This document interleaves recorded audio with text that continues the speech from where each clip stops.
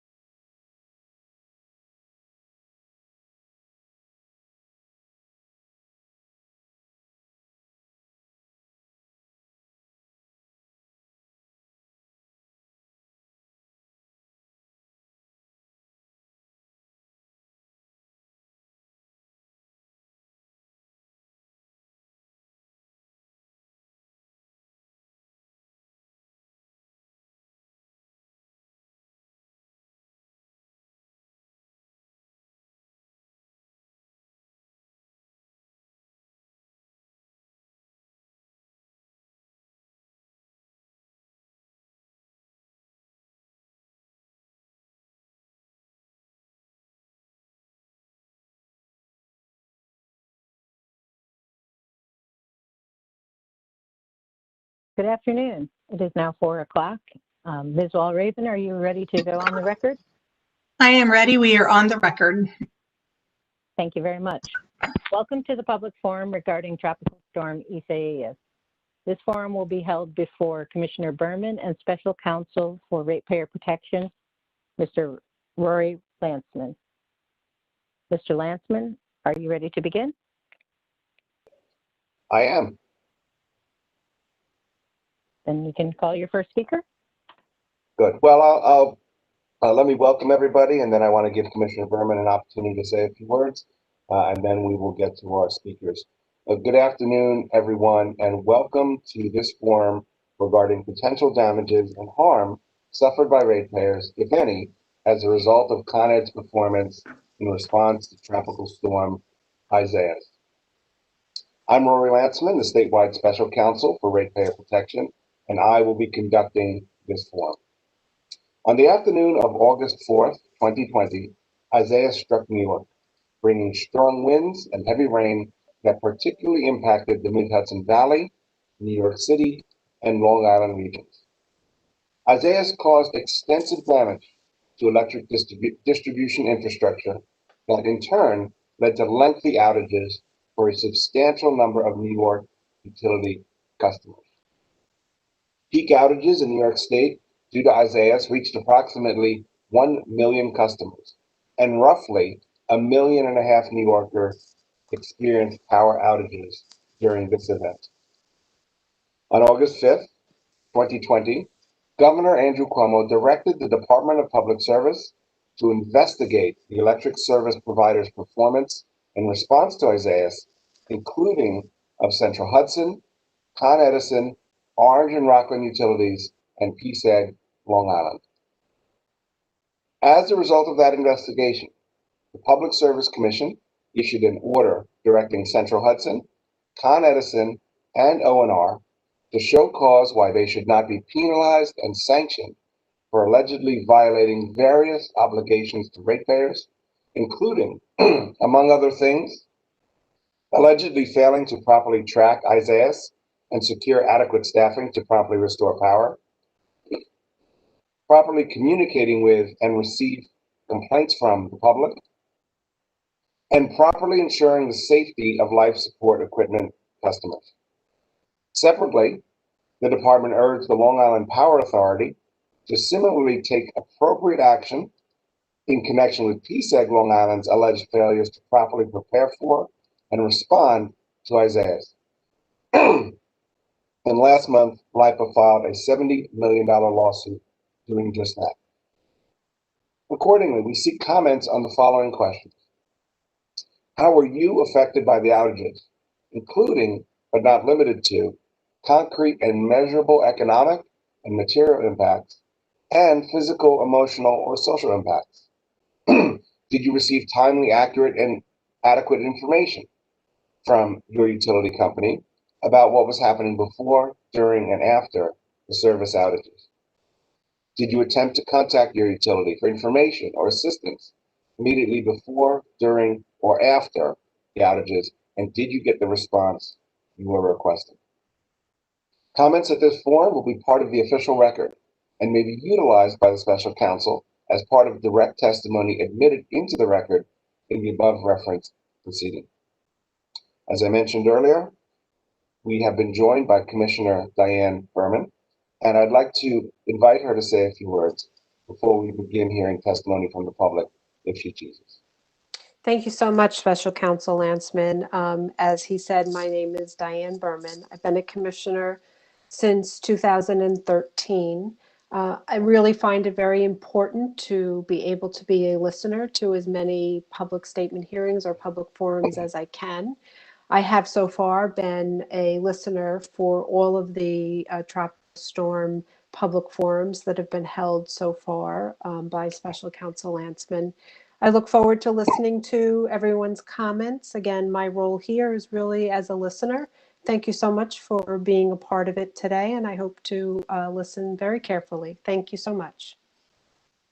Thank you, Commissioner. And with that, let's get started. I would then like to invite our first person to testify, George Latimer, who is the Westchester County Executive.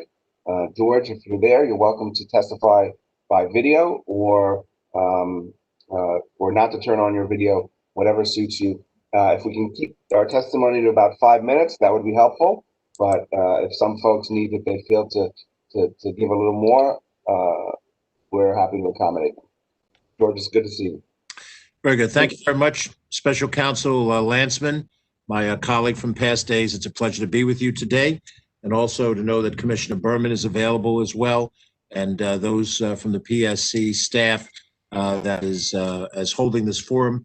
Those of us in Westchester County are very grateful that you're going to hear the voices from our county as well as other places regarding the response during Hurricane Isaias.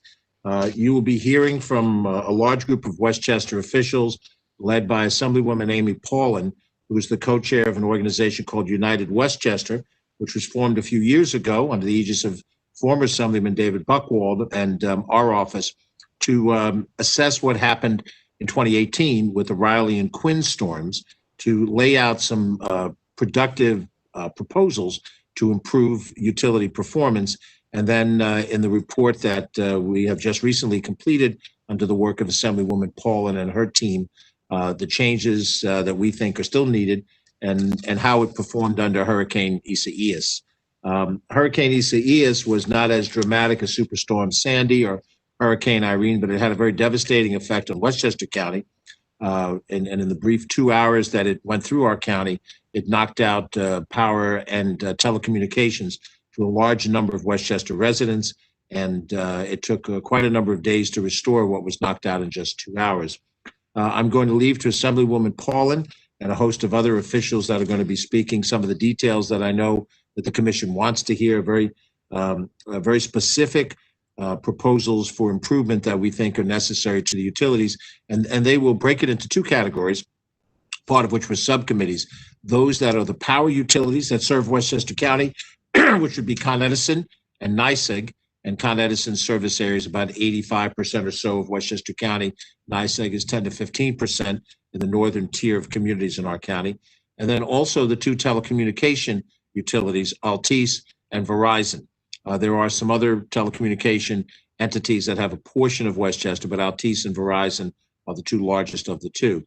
The United Westchester Review also looked at issues like weather forecasting and storm hardening techniques that aren't specific just to one utility. And there's also recommendations in this report, when you do read it, Mr. Council and any of your other colleagues, that include recommendations that the group has made to Westchester County so that our emergency services operation can be expanded or improved. And as a county, as leader of the county government, we looked at those suggestions in a positive light. How can we implement them? And we hope that that will be the light in which these proposals will come before you. I wanted to add one very specific proposal that I've suggested, and to the degree that the commission wants to study it further, I'd be happy to provide offline some greater details of my thinking on it. But I believe it is time for the utility companies to create a utility reserve corps. And what that in essence is something along the lines, in principle, that you see with the National Guard or in some communities, police auxiliary or fire department auxiliary groups, where you have a number of individuals who are trained. They are not full-time employees, but they are trained and they are compensated. And that will have to be, the details will have to be worked out in concert with the various unions that affect the utility workers.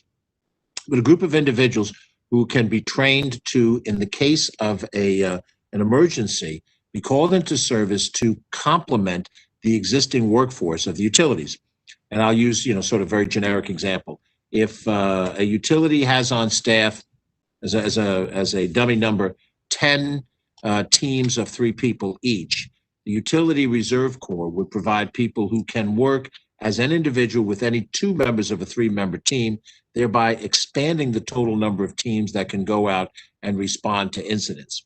What you will see happen as individuals testify is the storm comes through an area and creates a large number of incidents. And each of those incidents requires a utility team to go out, shut off the power, and then have the local DPW, whatever the local organization is, to remove the impediment that brought the wires down, the fallen tree, the fallen telephone pole, whatever that might be.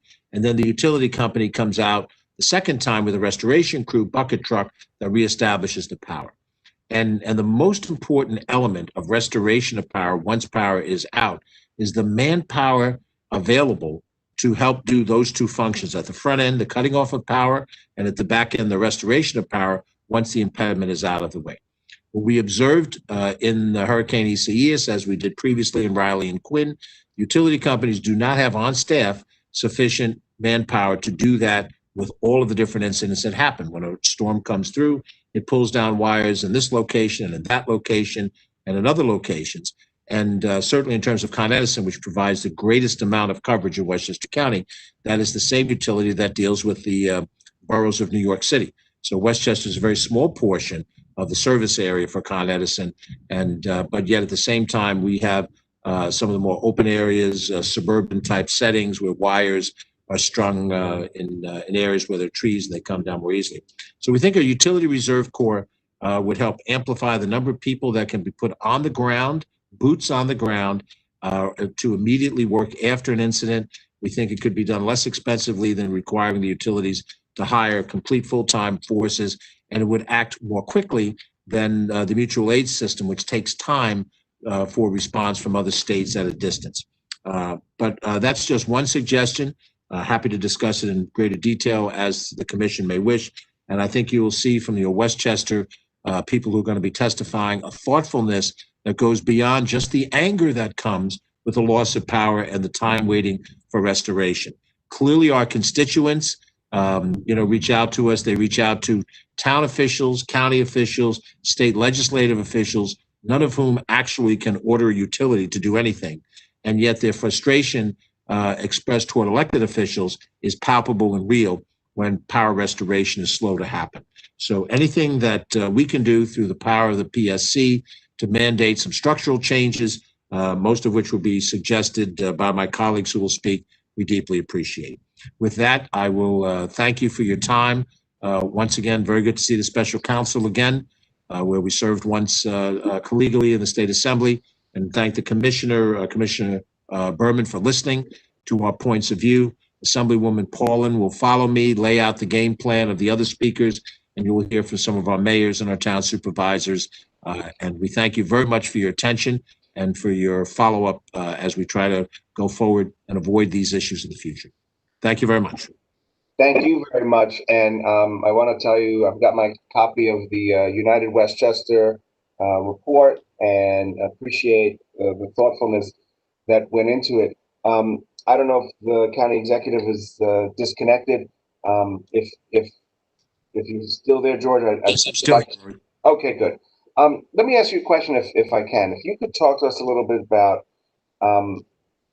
the challenges and maybe the burdens as the Westchester County executive, trying to deploy the services that are available to you to assist people during a storm, and the extent to which, if any, Con Ed's performance during and in the aftermath of the storm made it difficult to for Westchester County to provide services, and if at all, whether or not Westchester County had to expend additional resources to deal with the storm due to the length of the outages, or the any other flaws that you've identified in this report. Well, I think, Mr. Council, the first thing to appreciate is that a suburban county is governmentally structured differently from the city of New York. So if you look at Con Edison service area in the 5 boroughs of New York, the governmental response is singular through the city of New York government. However, it's structured regionally. The direct authority goes through one government. In Westchester County, this is true elsewhere in the state, but outside of the Con Edison service area, we have 45 different municipalities, cities, towns, and villages. And when power outages occur in these areas, each of those local governments have to be able to send their local DPW crew out to work in harmony with the utility. And that is a massive challenge of communication, and it's a massive challenge of getting details in real time about a tree is down on Route 35 and it's taken out wires, and there is 100 customers affected, and traffic has to be rerouted through other roads, and the local government starts to generate quite a bit of overtime as they have a crew ready that will remove the tree, but only when Con Edison or NYSEG has shut off the power. And obviously, it takes professional skill, trained utility workers to come out to shut off power. You're dealing obviously with high voltage. And if a pole comes down, it comes down with power lines and other telecommunication lines as well. So we have very few lines buried in a suburban setting compared to what you might have in an urban setting in New York City. So it's a different challenge. That challenge requires greater communication between the utility and the municipalities. And there are many municipalities, and there are many roads that, Orchard Lane is in 3 different communities. And so you really need to have a close working relationship. In some cases, in this most recent situation, that communication worked well. In some cases, it did not. When we go back to Riley and Quinn, the information that was available to the average citizen may or may not have been as good as we'd like for it to be. We certainly have had Con Edison reaching out to our local officials in the aftermath of Isaias to discuss how we can improve this. But I think it's important to note that in a suburban setting with multiple different local governments, there are multiple different points of contact that have to be reached. You don't have just go to Westchester County as a singular government, and then we can dispatch DPW crews around the county to help coordinate the restoration of power. So it makes it more difficult, and it requires some extra steps, and therefore extra communications, extra efforts. Con Edison has NYSEG have both placed people, embedded them in the emergency operations centers of each of the different municipalities, but many of those individuals are not empowered to be able to order staff of the utility to do certain things. And so in real time in town hall in a particular location, the town officials see a certain problem.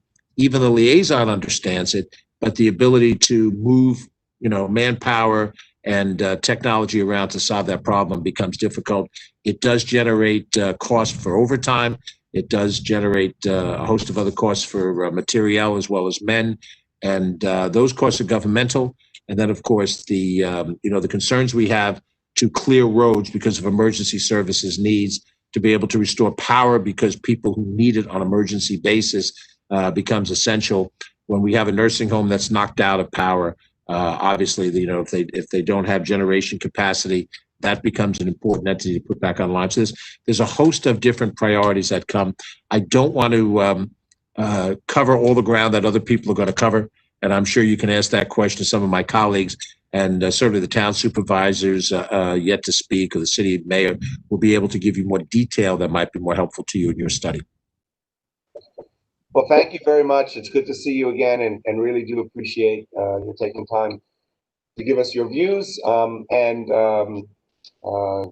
Again, the thoroughness of the report, which I know others are going to go through, is something that's very helpful and certainly admirable.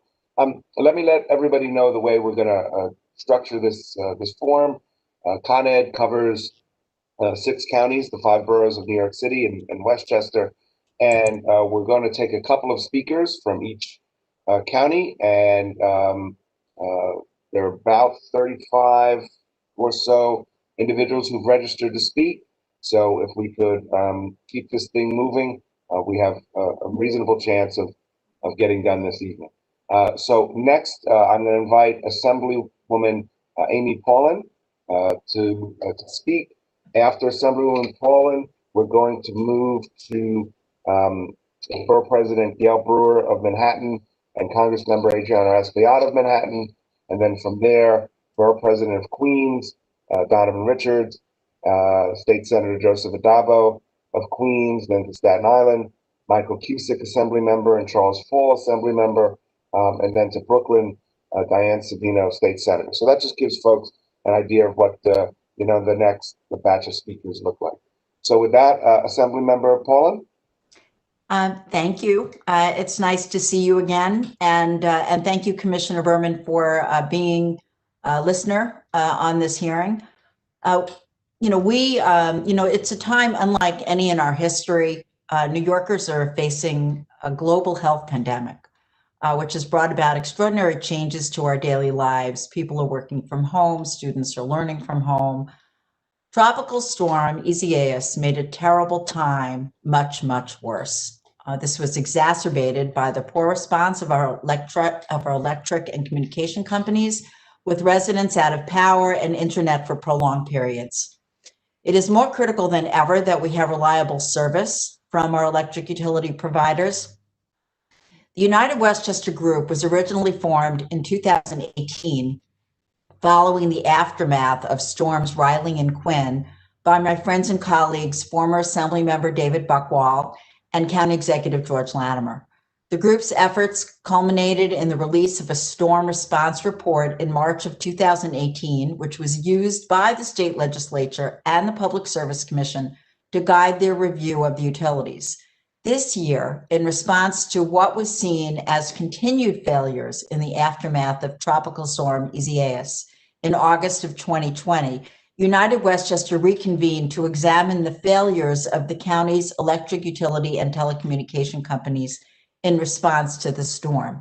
This year, I took over the role of United Westchester co-chair from Assemblyman David Buckwall.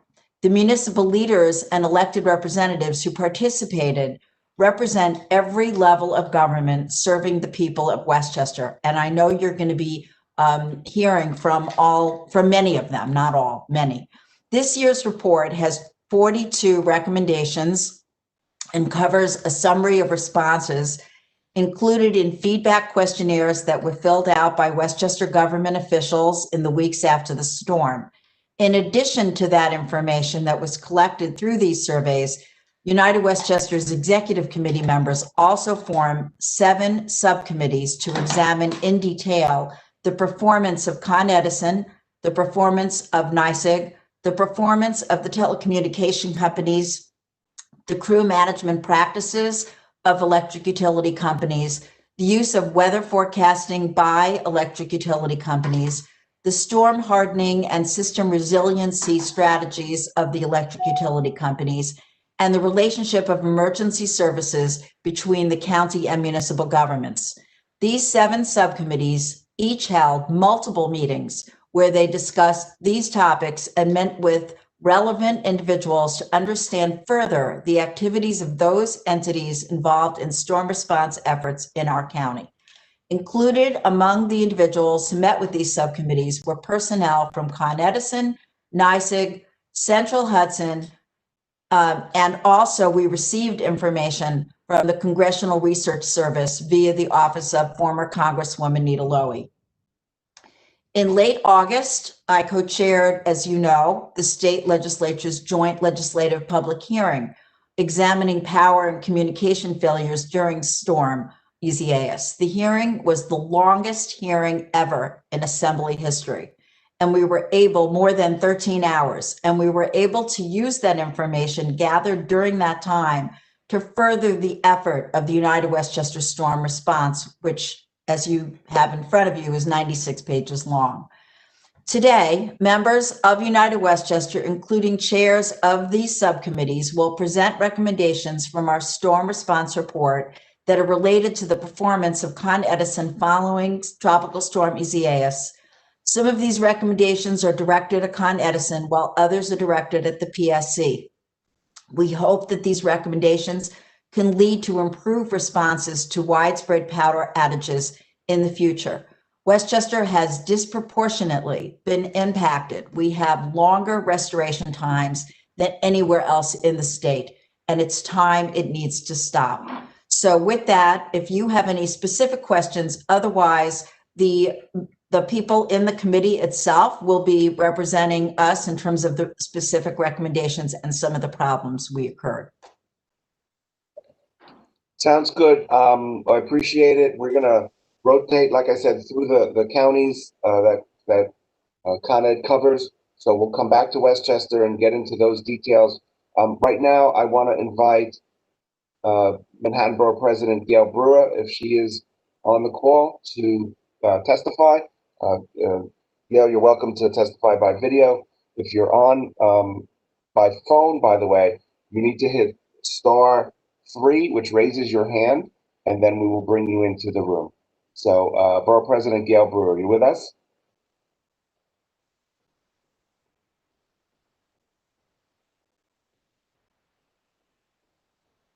Erin, do we see if Gail Brewer is with us? I do not see a raised hand. Okay. All right, Madam Borough President, if you're there and just having some technical difficulties, just let us know when you get on and we will go to you. Congressman Adriano Espaillat is Congressman on either by video or by phone. Just hit *3, raise your hand, and we will bring you in.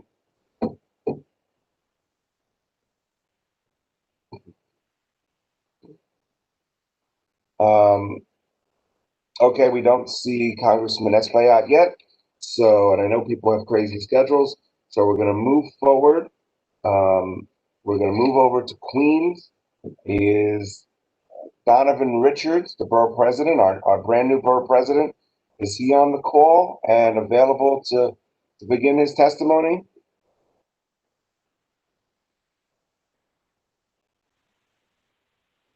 Donovan, if you're calling in, you need to hit *3 to raise your hand, and we will bring you into the meeting. Okay? All right, we're going to go to the next speaker from Queens, Senator Joe Addabbo. Senator Addabbo, if you're with us, turn your video on and you can begin your testimony, or if you're on by phone, hit *3 and we will bring you into the meeting. Special Counsel Landsman, good afternoon. Hey, sir, how are you? I am having, and I apologize to everyone, I'm having a problem with my video. So at this point, I think you just have audio, correct? Yeah, that's fine, and Okay. we give you clearly. So yeah, you really don't need, you don't need to see me. That's bottom line. But I want to thank you, Special Counsel, for doing this forum today, along with Commissioner Berman. Thank you very much for the opportunity. Also, the PSC, thank you so much. You know, for us here in Southern Queens, in my district, this 15th Senatorial District, I represent the Southern Queens, which basically encompasses the Rockaway Beaches, being the most southern part and going up to the Maspeth area. So during Tropical Storm Isaias, I had to deal with both PSE&G and Con Ed. And so, you know, it was obviously an experience, certainly. But, you know, more so than that, it was obviously learning what I did learn from witnessing Hurricane Sandy back in 2012. We learned a lot from Hurricane Sandy. One of the things is how to prepare. So when this tropical storm Isaias was approaching, it was a question of what do we do to both prior to, during, and after the storm. And I think you alluded to it a little earlier. You know, prior to the storm, we prepare. You know, we look at what is approaching us, and today's technology, these storms are not a surprise to us. We pretty much know what we're facing as it approaches. So we prepare as best we can. And I must say, with both PSE&G and Con Ed, there was interaction, there was communication prior to the storm. And I appreciate that. You know, during the storm, we basically monitor. We monitor what's going on as best we can, what's going on during the storm, and we evaluate how we can address the issues as they are ongoing during the storm. And then after the storm, we evaluate. We evaluate what has gone on in the aftermath. We address those issues. And I think that's where the issues lied or were presented before my constituents after the storm. Because, you know, in comparison with Sandy, we were questioning why so many of our residents were without power for so long post the tropical storm Isaias. And I got to thank Con Ed for allowing me the opportunity to have a Zoom meeting with them after the storm so that we can go over some of these issues as we look to go forward. And first thing we identified certainly after the storm is the idea of how many trees came down. We all know that the New York City Parks Department had over 9,000 calls for downed trees, and that was a major problem for us in Queens. And so, you know, going forward, I've asked Con Ed to work in a better conjunction or a better partnership with New York City Parks Department, because right now our cycle for trimming trees is a 7 to 10 year process. And so we have to do a better job, far better job in coordinating the trimming of trees and obviously getting to the root of that problem. I don't mean to use the pun, but certainly the idea of dealing with the trees issue in Queens. We also identified the need for new equipment. I think Con Ed, probably PSE&G as well, needs better than more in terms of quantity equipment. And my good friend and former colleague, George Latimer, in the Senate now, county exec, you know, the idea here is getting personnel was critical. And that's the other point, having a plan that we can address these issues in the aftermath of any storm with more personnel. Con Ed should not have been scrambling for out-of-state states and their personnel. These states were dealing with the same storm and aftermath that we were dealing with. But we have to be better prepared in dealing with additional crews and qualified personnel from maybe those areas that don't witness the aftermath of these storms. And we need to be better prepared with personnel and crews to, again, address these issues post-storm as quick as possible. For the most part, my constituents, yeah, they wanted Con Ed and PSE&G to be penalized or punished, but they don't really mind as much who provides the critical service of electricity. They just want reliable service. And they wanted reliable service after the storm, minutes after the storm. And we understood because of the volume that might not have been possible. But, you know, given the amount of seniors that we have, or those who are disabled, or those individuals just need to have as an essential, it's not a luxury, but an essential utility service, electricity, we need to get them up and running as soon as possible after a storm. I believe that dealing with the tree issue, dealing with the equipment issue, dealing with the personnel crew issue, going forward, and being better prepared for the next storm that approaches, I think we'd be far better off if we learn from Tropical Storm Isaias and take care of these issues. Thank you. All right, terrific. Thank you very much. Has Donovan Richards, Adriana Espaillat, or Gail Brewer joined us? If not, I'd like to get another person from Queens before we move on to Staten Island. Is Danique Miller on the call yet?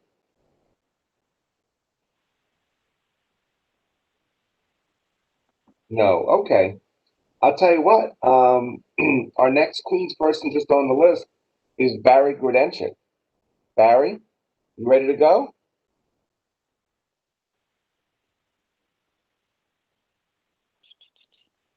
Yes, can you hear me? We can hear you. Do you want us to see you? That's up to you. Not everybody wants to see me, so And I After still have, thir- I still after have a full 30 years, beard I'm until the seeing no. electoral college votes. So, give me just a second, special counsel. It's good to see you. It would be nice to see you in a moment if we can, but it's not necessary, so Oh. you do it. All right. Am I unmuted now? You're unmuted. We hear you loud and clear. Tell us I what you can't got to figure say. out how to, this WebEx. I've finally gotten used to Zoom. Oh, look at this. Start video. It actually allowed me to do that. Now you can see me. I don't know if the There world you is go. better off. All right. I want to thank you, first of all, special counsel. I want to thank the governor as well for holding this hearing. And I have been listening to the testimony most recently of Senator Dabo. And the truth of the matter is that Tropical Storm Isaias did not pop up out of nowhere.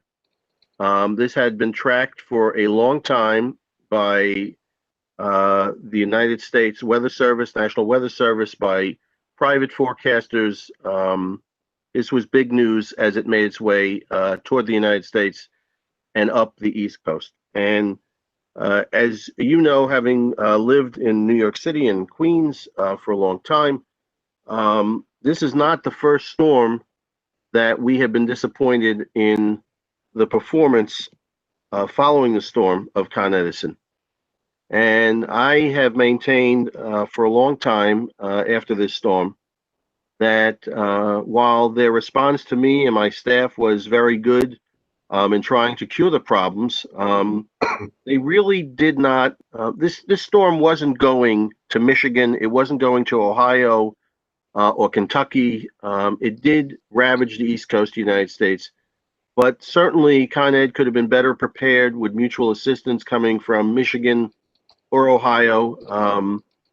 I did see people eventually from as far away as Alabama, but there were electrical contractors that came. At least the truck said they were from Alabama, and their accents, suggested the same. So that to me was disappointing, and I hope that the result of this hearing, as we go forward and as you make your report to the governor and to the Public Service Commission, that we really need to do better on arranging for mutual aid, especially when a storm is so well predicted. It was more intense than we expected. I remember being in my house quite clearly, and then I emerged later to inspect my district. But we certainly could have done better. And as I said at the beginning of my remarks, we have seen these same problems play out for a long time now here in Queens and in other parts of the New York City area. And I think it was Assemblywoman Paulin, who I used to have the honor of sitting next to in the New York State Assembly a long time ago. She said that it did make life during the pandemic much more difficult, and that's certainly true. Electricity and electrical service is not a luxury. It's something that every New Yorker and every person in this nation really has to have to quit their daily lives. So, in that sense, I hope that we will, coming out of this hearing, have better guidelines on how the utilities will ask for mutual assistance. There were, of course, other issues regarding to street trees. Many of the trees that I saw come down looked very healthy. But in fact, there was a note of a Marathon Parkway in my district. The tree was 3 feet in diameter, a huge oak, fully leaved, looked as healthy as a horse, but the interior was totally rotted. So that's another question for the New York City Parks Department. But today, again, I want to thank you for holding this hearing and trying to get to, as no pun intended, again, the root cause of this issue for the people that I represent in Eastern Queens. Thank you very much. All right, let's continue our tour of the boroughs. We're going to now go to, as I said, Staten Island. Assemblymember Michael Cusick. Mike, are you with us? If you're on by phone, you need to hit *3, and you will be on the audio.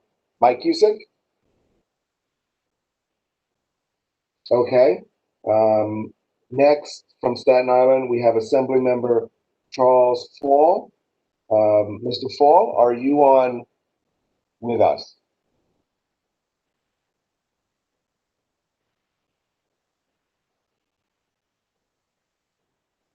Erin, I see a couple of hands raised from individuals with call-in numbers. Are either of them, well, can you figure out who they are? That perhaps that's Assembly Member Fall or Cusick or someone else. Yes, I'm Yes. having trouble raising the call-in user to the panel, so I'm just going to unmute them.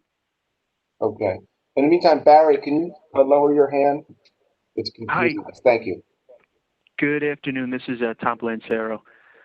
Similar to the council member, I apologize. I'm not too familiar with WebEx as much as I can be here. But okay. Well, I'm listen, speaking on behalf of Assemblyman Michael Cusick. Oh, okay. All right. Well, go ahead. We'll let you go. Wait, Thank you this very is the much. co-reporter. I just didn't get his name. My name personally, Thomas Blancero, and I'm be speaking on behalf of Assemblyman Michael Cusick from Staten Island. Can you spell your name for us, please? Sure thing. Thomas. Last name is Blancero, Blancero. Thank you. Thank you. Absolutely. So let's hear what you have to say on behalf of Assemblyman Cusick. Thank you so much. Good afternoon. I've already introduced myself. The following is a prepared statement from the Assemblyman Michael Cusick from the 63rd Assembly District in Staten Island, as well as the chairman of the Energy Committee. I'd like to start by taking the time to thank you all for joining today's hearing. I would first like to acknowledge the hardships caused by the power outages immediately following Tropical Storm Isaias. Thousands of my constituents across my district were without power for days following the storm. Businesses, which were already struggling due to COVID-19 pandemic, suffered further after many of them also went several days without power. Food spoilage, business closures due to lack of power, repairs, and cleanup are just some of the many challenges that my constituents we're and many losing you businesses in my a little district bit. Can you as a result maybe of the speak closer extensive to the mic? outages following the storm.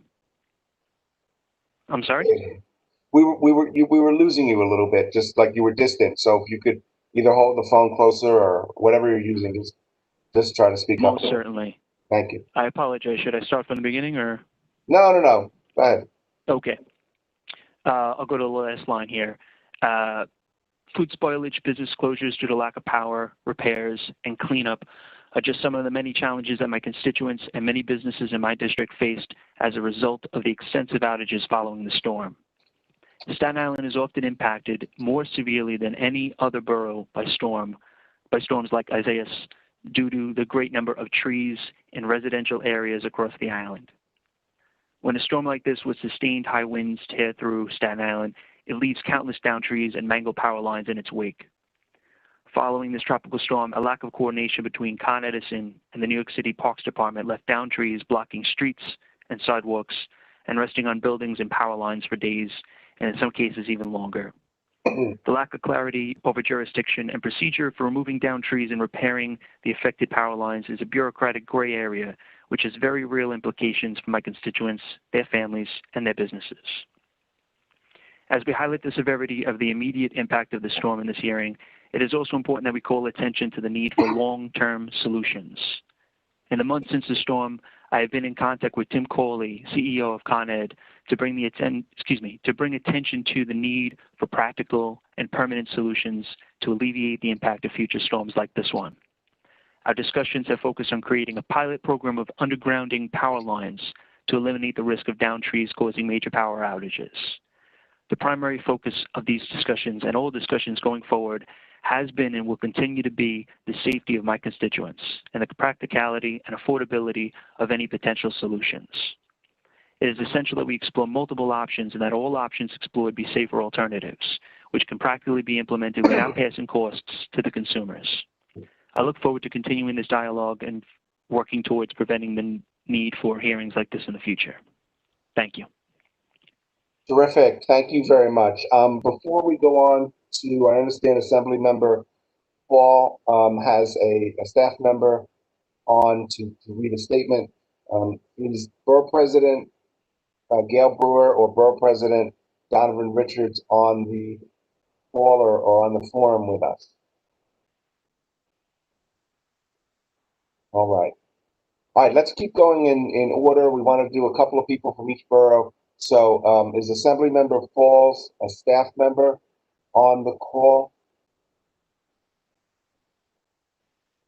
If you are calling in, There is a sorry. call-in user with their, there is a call-in user with their hand up. Would you like me to see if that's the staff person? Yes, please. Go ahead. Hello, can you hear me? Hi, we Hello? can hear you. Can you tell us who you are? Yes, hi, this is Satanji Agosa, Chief of Staff for Assemblyman Charles Fall in Staten Island. Oh, welcome. I think we spoke yesterday, right? Yes, hi, Rory. Hi, welcome.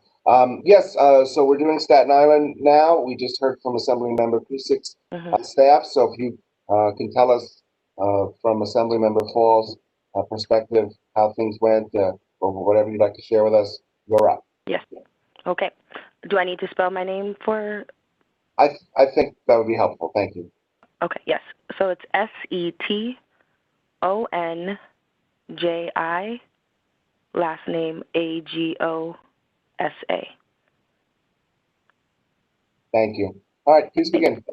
Okay, so I'm speaking on behalf of Assemblyman Charles Fall, a representative for the 61st District of Staten Island, a member of the Cities and Corporations Authorities and Commissions Committee. I want to thank the Special Counsel for convening this hearing, as well as the Governor for allowing the opportunity to comment on the concerns of Con Edison's performance in response to Tropical Storm Isaias. Staten Island is no stranger to extreme weather events, and on August 4th, the high winds and heavy rain from the tropical storm resulted in tens of thousands of customers without service throughout the borough of Staten Island. Thousands of residents in my district and small businesses and communities were without power for several days in the midst of the COVID-19 pandemic, when their lives most depended on power to work, live, and survive. West Brighton, Port Richmond are one among the neighborhoods most impacted by my district. Hurricane Sandy was over 8 years ago, and this storm was an unfortunate reminder that our utility companies have made little progress to improve the resiliency planning and rapid response efforts needed during such annual weather conditions. We are beyond grateful for the hundreds of crews and workers that work tirelessly to correct all service disruptions and remove downed trees. However, and furthermore, Con Edison staff have historically provided periodic restoration updates via text messages and system status calls to my office.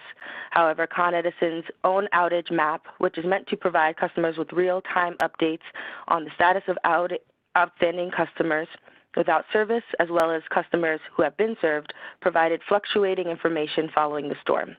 This left community members and businesses with limited access to accurate status updates.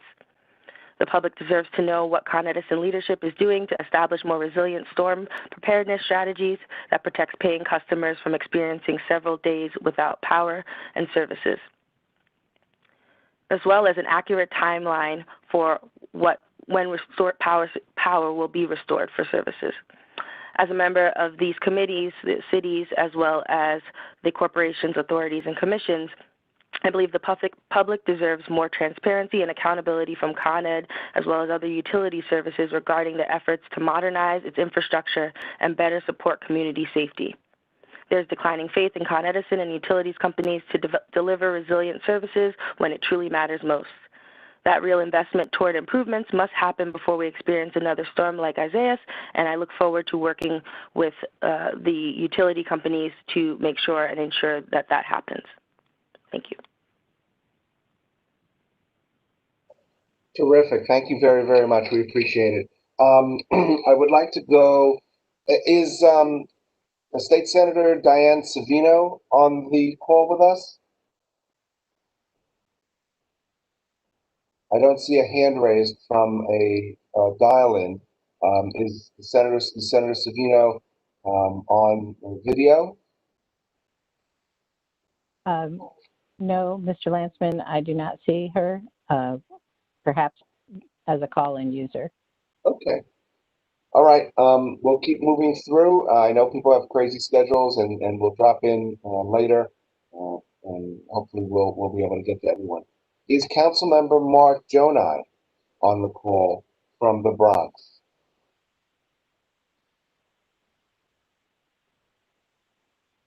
Possibly by phone.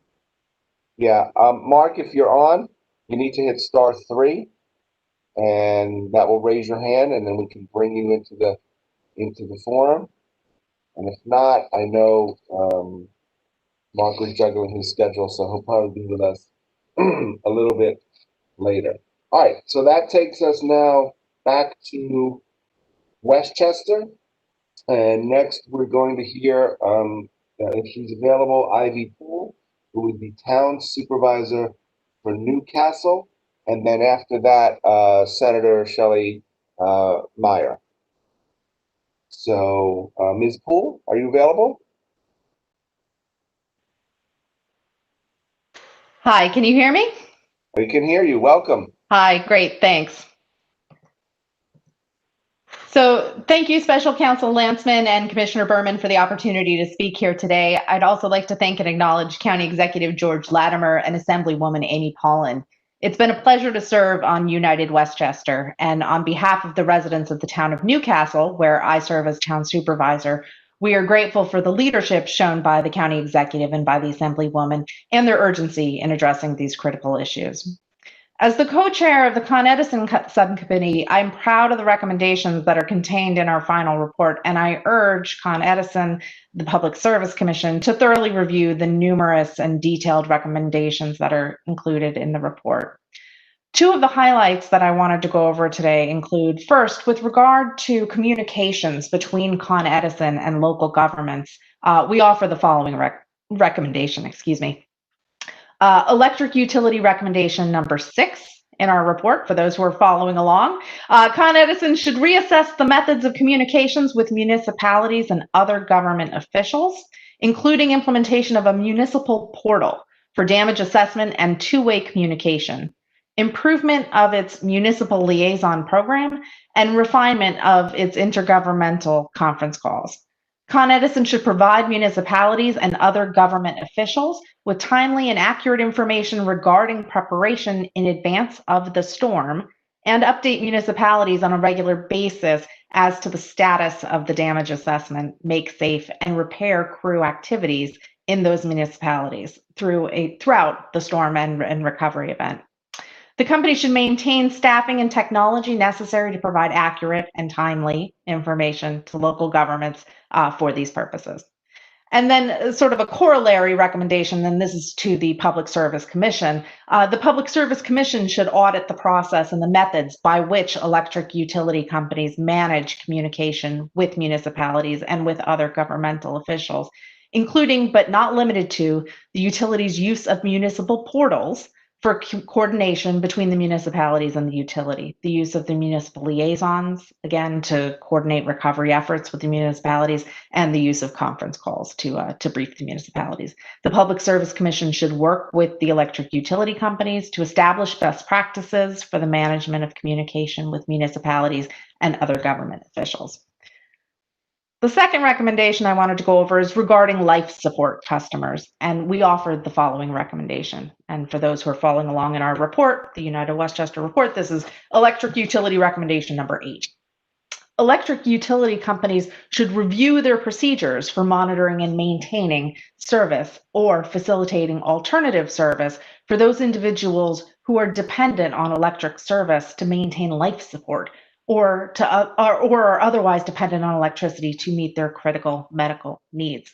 Electric utility companies should review procedures to facilitate the company's cooperation with local government and medically dependent individuals, procedures to make such services known to customers on a regular basis, and procedures for keeping such lists up to date.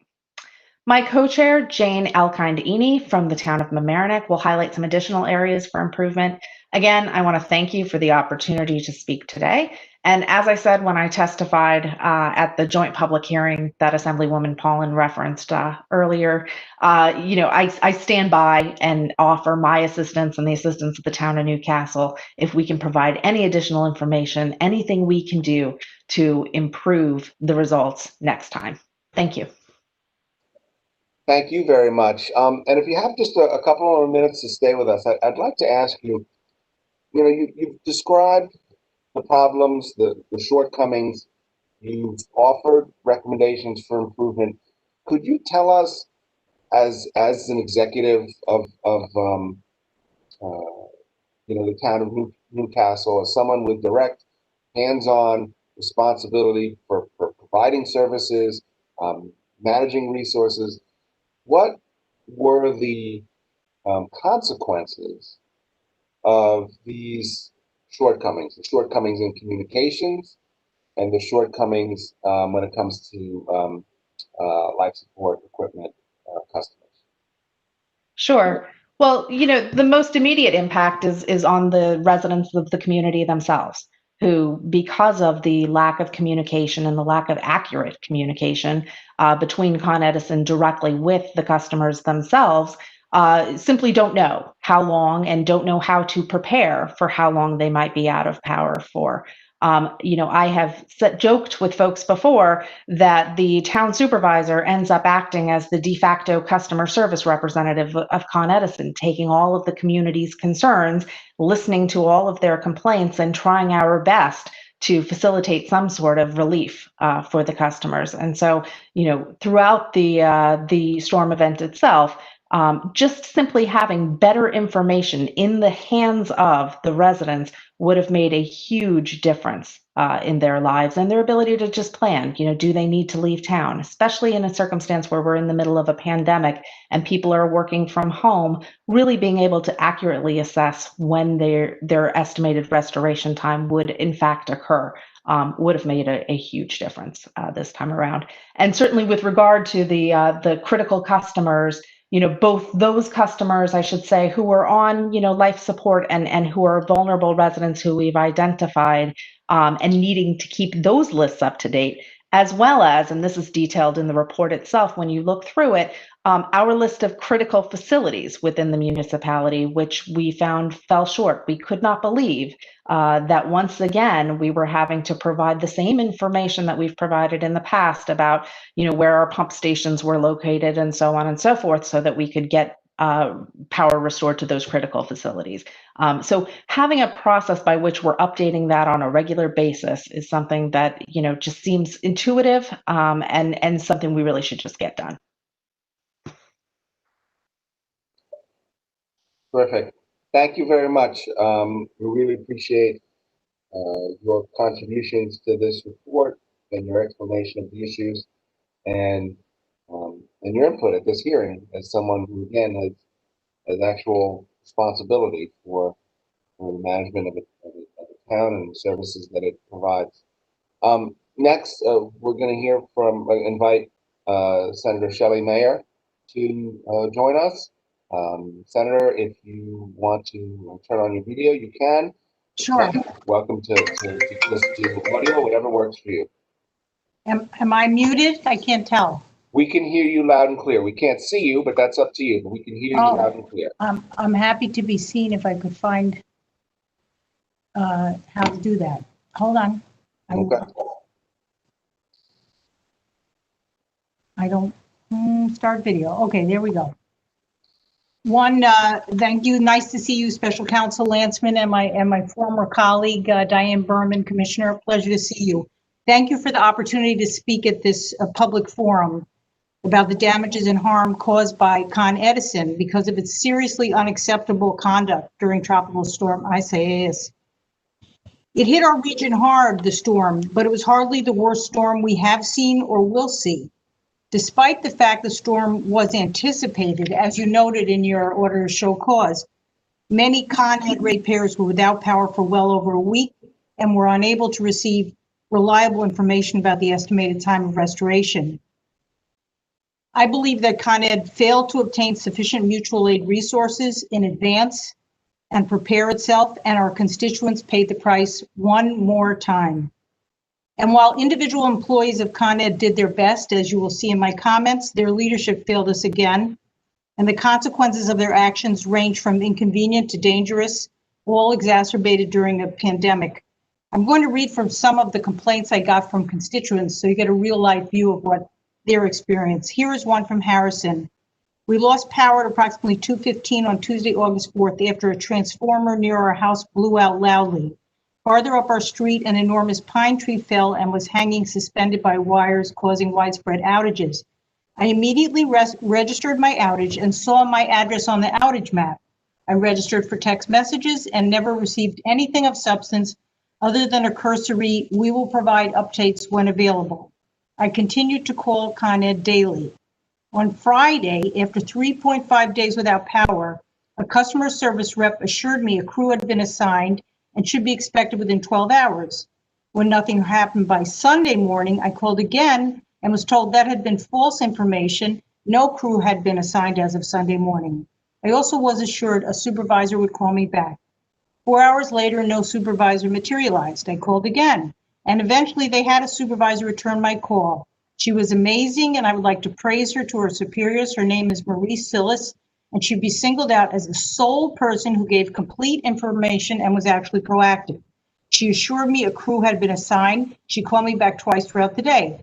Today, our power went out again, and inexplicably, it was restored about 3 hours later.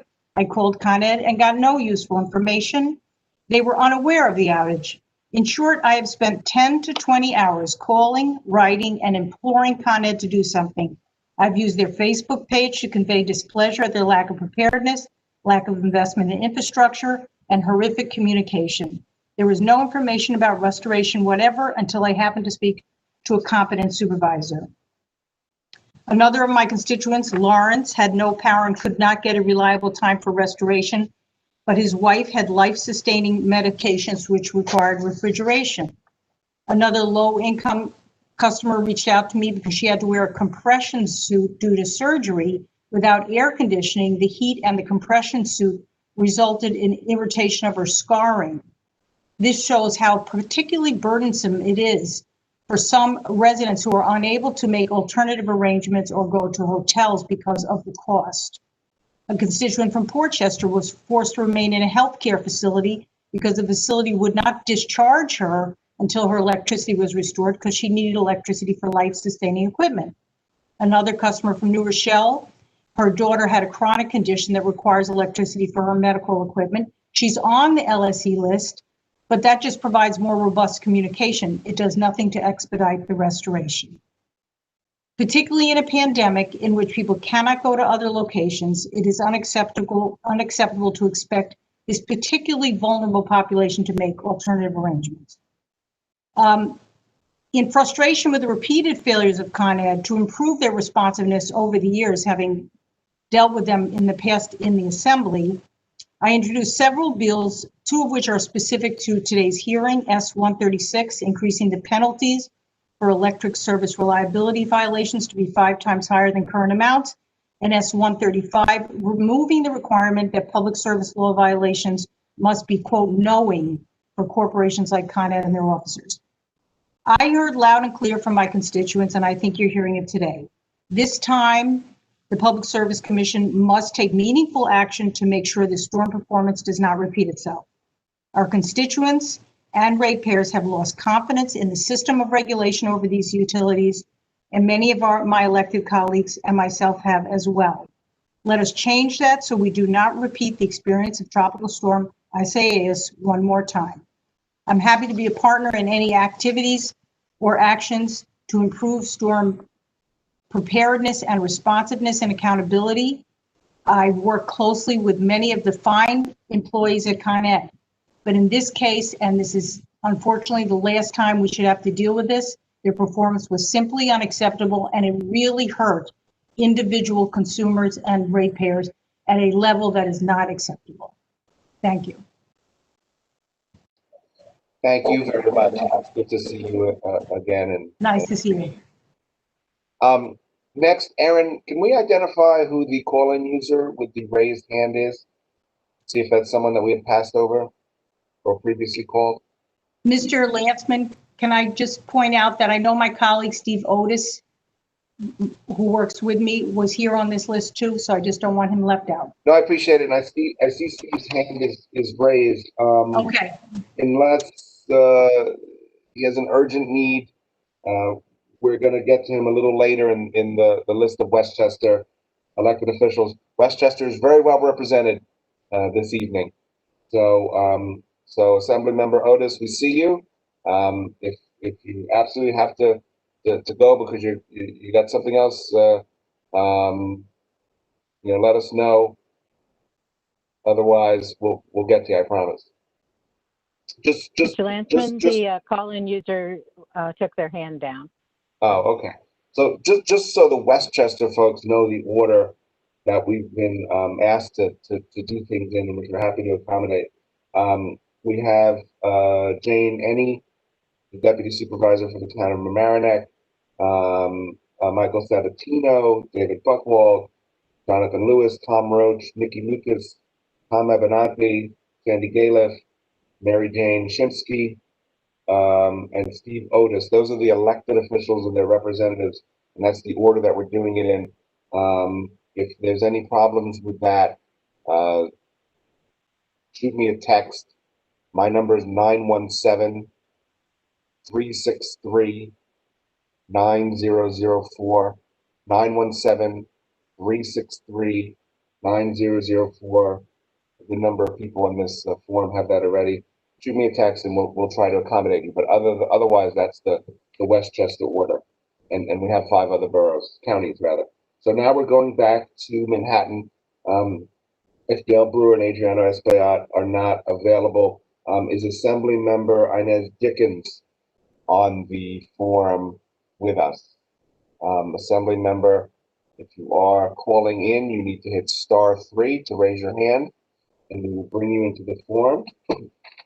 Otherwise, I would invite Bill Perkins or Carmen De La Rosa, the Assembly member and the council member, respectively, to join us.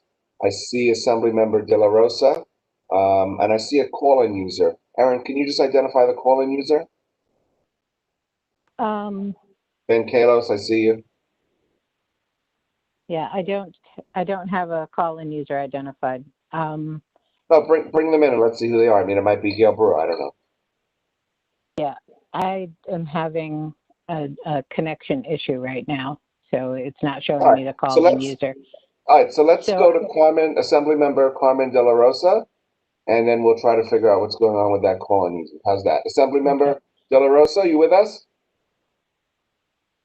Mr. Landsman, I'm going to move the forum over to Joe White if I can, because I'm having connection issues. So let me make Joe the host for a minute. Okay.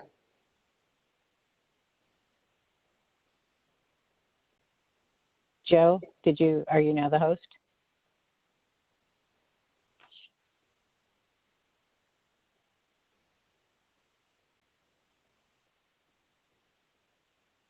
I see Joe is muted. Here I am. I apologize. I was trying to get unmuted there. All right. So you're now the host, Joe. Yep. So you want to see who this calling user is here? Well, let's go to Assemblymember Carmen De La Rosa, because I was calling her, and then we'll find out who the call-in user is. Perhaps that's another elected official that we passed that we called and wasn't on previously. Okay. So Assemblymember Carmen De La Rosa. Erin, did you pass me the? I thought I did. Showing that Jill is the host. Yeah.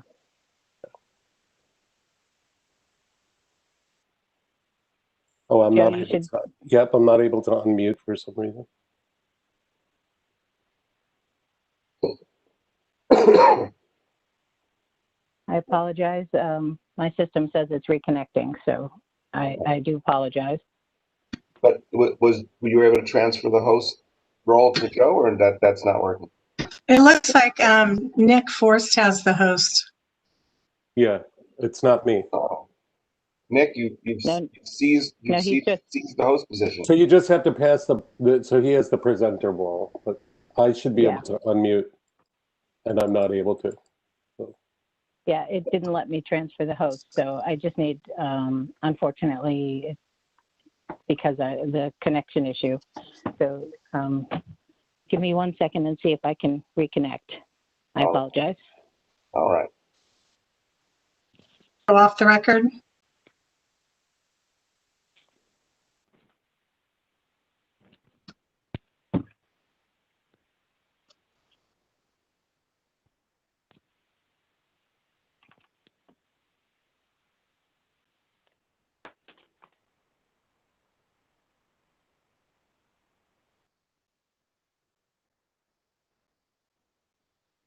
We're off the record as well, Raven, until Erin comes back on. Yes, I took us off. Thank you.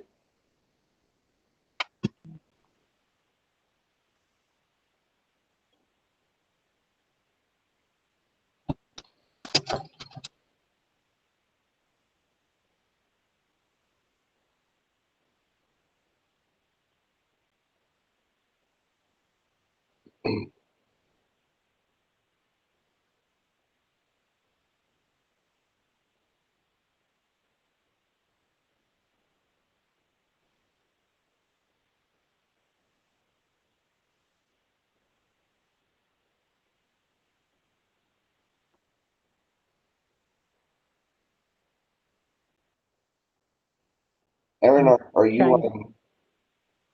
So you can hear us? Can you hear me? Yeah.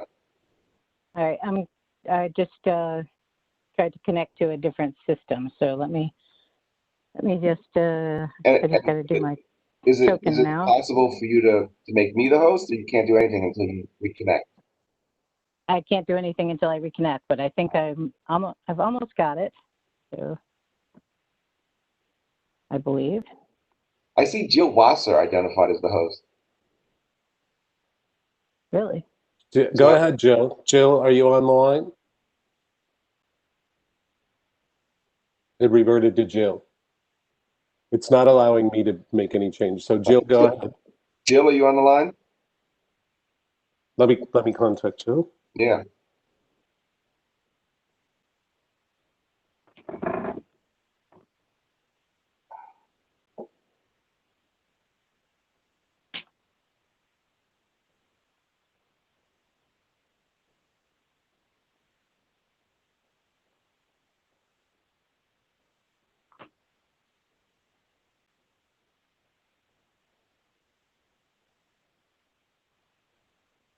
I'm going to put you up here for a moment while I speak to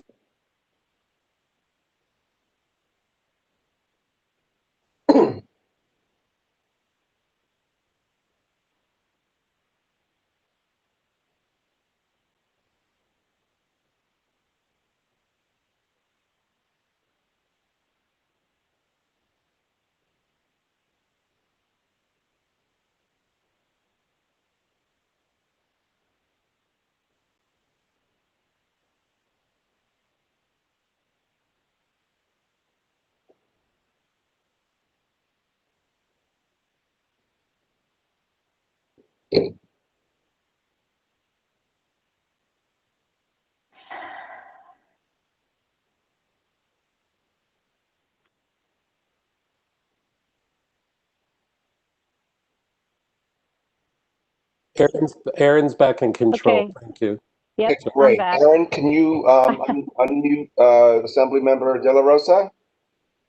Yes, I can. All right. All right, can you hear me? We can hear you. Sorry Yes, about that. All right. I can no- also make you a panelist if you would like Sure. to have a video. That's great. Thank you. My apologies. No worries. This is live and the technological divide for us to contend with. So I'm Assemblywoman Carmen De La Rosa, representing the 72nd District in Upper Manhattan, and also a member of the Corporations, Authorities, and Committee in the New York State Assembly. I want to thank Governor Cuomo and also Special Counsel Landsman for the opportunity to give some comments on the impact of Tropical Storm Isaias this past summer on Upper Manhattan and some of the communities surrounding my district. And I also want to thank the frontline workers who, in the days following the storm, made sure to work with expediency to restore services and also the safety of our community. My district is a community made up of mostly immigrants and working class New Yorkers. We are home to a large Con Edison substation near the Sherman Creek in Inwood. And that substation was actually put in place in response to major blackouts in my district in the early 90s and 2000s. It is our responsibility to ensure that we don't repeat the mistakes of the past and that our communities are not left behind in terms of dealing with the issues of Mother Nature, with climate change. Climate justice is something that I am very passionate about, and it is something that my constituents have had to bear the brunt of the inequalities that have existed in our city and in our state. As we navigated the COVID-19 pandemic, the large digital divide made the life for my constituents even more difficult. The impacts of tropical storm made it so that folks who relied on internet access to access work were not able to do so. We also heard from small businesses who ended up losing power due to the storm. As a result of this storm, more than 2.5 million customers lost power in the tri-state area, and over 260,000 Con Edison customers lost power in New York City and Westchester. Following the storm, I began to receive reports from neighbors of downed trees, hazardous conditions on the street, excessive flooding, as well as then we began to receive reports that Upper Manhattan, Harlem, and the Upper West Side saw about 187,000 residents lose power. My constituents were obviously shocked by the severity of the storm, but also the lack of preparation. The loss of power, as I already said, resulted in an inability to function at the height of a pandemic, making internet access even more critical for the everyday lives of my constituents. We saw a huge impact on our mass transit system. And we heard from small businesses in my district, restaurants, who had the potential loss of products due to lack of services. My community relies on Con Edison and for utility services, and they are top rate payers despite having historic job loss and unemployment. My constituents pay their bills, and my community deserves accountability and access to timely information on behalf of Con Edison. We have seen the long-term impacts of storms such as Hurricane Sandy on our city. We've seen what it takes to build back stronger. We also know that it is imperative that we invest in resiliency and that we are prepared with accurate information, up-to-date information in order to weather these storms. We also learned that information is critical in order to keep calm and restore order in our communities. And so these were areas where we did not see an adequate response. I also share in the opinions of my colleagues from Westchester, who said that this response was totally unacceptable.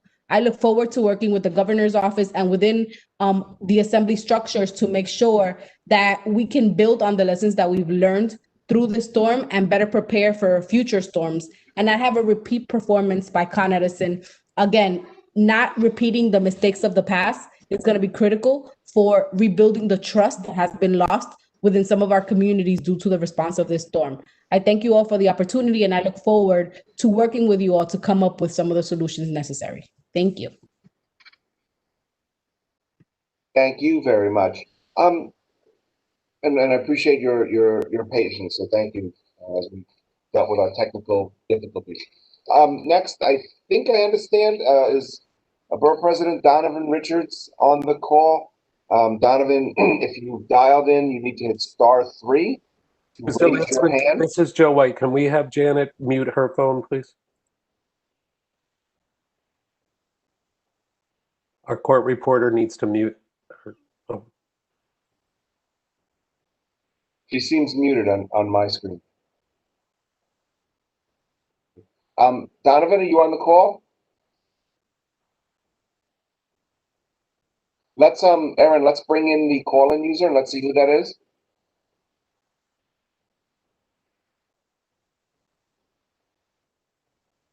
call-in user is unmuted. Hi, can you identify yourself?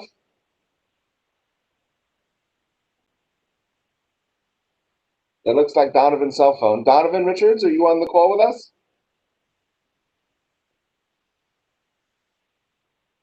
You may be muted on your own phone. Donovan, we're not hearing you, so you may be muted on your own phone.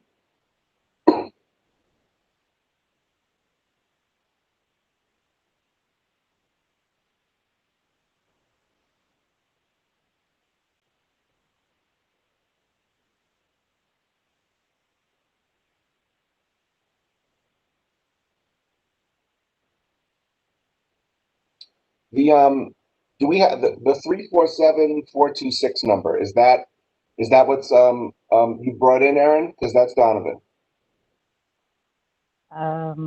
It doesn't say, it just says the call-in user number. We don't get their phone number with it.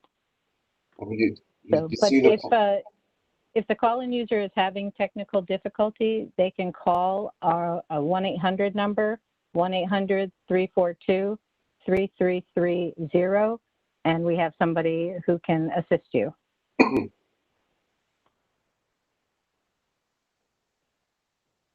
All right, let's keep going, and we will come back to Donovan. So we're still in Manhattan. Is Ben Kalos with us? I know I saw Councilmember Ben Kalos earlier. Councilmember Kalos, you with us? They may also be on the phone. Okay, let's unmute the folks who are on the phone. First, do that caller user 37. Let's unmute that one, please. Hello, call-in user, you've been unmuted. I believe that's Mr. Donovan again. Yeah, can you please identify yourself? No. All right, let's do the next call-in user, 42. Hello. Donovan, can you hear Hello, us? you hear me now? We hear you now. Welcome. All right, there you go. I was hitting start and it wouldn't go through. But thank you so much. First of all, congratulations, and they could not have done a better job in appointing someone who I know in my capacity at the council was certainly a tremendous watchdog in your capacity as the former Justice Committee Chairman. So congratulations today on holding this hearing, certainly, and I will present my testimony now. So great to hear your voice. Thank you, Governor Cuomo and Special Counsel Landsman, for holding these virtual forums, allowing the opportunity to receive comments regarding potential damages and harm suffered by ratepayers as a result of electric service providers' performance in response to Tropical Storm Isis. Queens has nearly 2.4 million residents, representing more than 190 countries and 200 languages. That diversity is our strength. Queens is growing at an incredible rate. Families from all across the world are saving every cent they have to move here, invest here, start businesses here, and send their kids to our schools. And on August 4th, the tropical storm ravaged our beautiful borough. Per public testimony presented on August 20th, 2020, before a joint public hearing of the New York State Senate and Assembly to address utility emergency storm response and communication, the Office of the Queensborough President stated Queens was hit hardest citywide from the start, with 73,000 customers losing power, which is approximately 30% of the total 193,000 powerless Con Edison customers in New York City, and over a fifth of all customers impacted in the region. Con Edison's own outage numbers indicate that the company surged power restoration in other boroughs, but failed to prioritize restoration in Queens. In the critical 48 hours after the storm hit on August 4th, Con Edison restored 89% of outages in Brooklyn and 81% on Staten Island. But at the same time, Con Edison had only restored 59% in Queens, where 30,000 customers remained powerless on day 3, nearly as many as the rest of the city combined. By August 8th, almost 100 hours after the storm, Con Edison finally broke the 80% threshold of restoration for Queens. But even then, 14,000 customers continued to be left in the dark, constituting more than half of the remaining 24,000 outages citywide. By that point, Con Ed had already long restored over 95% of impacted customers in other parts of the city. By August 11th, 7 nights after the storm, over 3,000 Con Edison customers in Queens, as well as everyone else residing in those households, which were located in all 14 community districts across Queens, still remain powerless and in the dark amidst relentless heat and humidity. Only on August 13th, a full 9 days later, did Con Edison report having fully restored power across Queens. Con Edison is wholly responsible for their decision-making in the aftermath of the storm. Although we're grateful to the workers, there was a lack of public confidence and communication between Con Ed and Queens as far as how our borough was disproportionately treated in the aftermath of this storm. I agree with Governor Cuomo and call on Con Edison to explain the alleged violations, including, I believe, among other things, alleged failures to properly track the storm and secure adequate staffing to promptly restore power, properly communicate with and receive complaints from the public, and properly ensure the safety of life support and equipment customers. I previously called on Con Edison's monopoly and called on ending Con Ed's monopoly and to establish a publicly a publicly owned electric utility instead, something that should be explored based upon the company's reaction and response to the storm. When some of our most vulnerable populations, such as seniors and those dependent on medical machines, were largely ignored.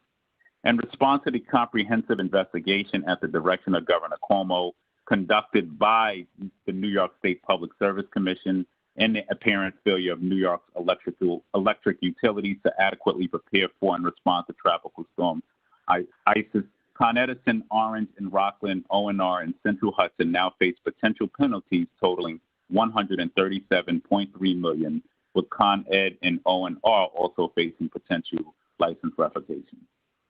I am curious how fines will be assessed and will customers receive restitution? If so, to what extent and how calculated? Queens was disproportionately impacted and had the slowest rate of return to power, and penalty structure should acknowledge that. I believe the governor has also put on the table the possibility of Con Ed losing its franchise as a penalty due to their response of this storm. I would like to take that a step further and question whether or not Con Ed's dismissal response to the tropical storm should revoke their privilege of operating in Queens. I would be curious as to their response. Being one of the primary elected officials who has been at the forefront of Superstorm Sandy recovering for a long time, conversations would continue to this day. It is essential that Con Ed take responsibility for the lengthy outages during Tropical Storm Isis, especially during the COVID-19 pandemic over the summer, and must take responsibility as we move forward in making our borough whole again. Con Ed must provide remittance for potential damages and harm suffered by ratepayers as a result of electric service providers' performance in response to the tropical storm. Our neighbors and those affected deserve compensation, and the response to Con Edison's lackluster response and aftermath of this travesty. I look forward to Con Ed's explanation as to why penalties should not be imposed by the PSC for such apparent violations of the laws, regulations, and orders that are designed to ensure the safety and reliability of the electric system. Our continued work to address these issues. So thank you so much for that, Rory. Thank you for hearing me out today. We look forward to certainly hearing from Con Ed on steps they're going to take to mitigate this. I was out on the streets that day as well, and I know I'm going over my time of testifying. But, you know, the loss to so many seniors' homes, their medicine, their food, you know, this has to be dealt with better, and I'm hoping that there will be some accountability to Con Edison. So thank you so much, and Happy New Year to everyone, and look forward to the work ahead. Thank you very much, and thank you for your patience in us dealing with the technical issues of bringing you on board. So we're going to go back to Manhattan. I had called on Assembly Member Inez Dickens. I think she is the other call-in number. Erin, can you try that number, please? The hand is raised. They are unmuted. Okay. Assembly Member Dickens, are you with us?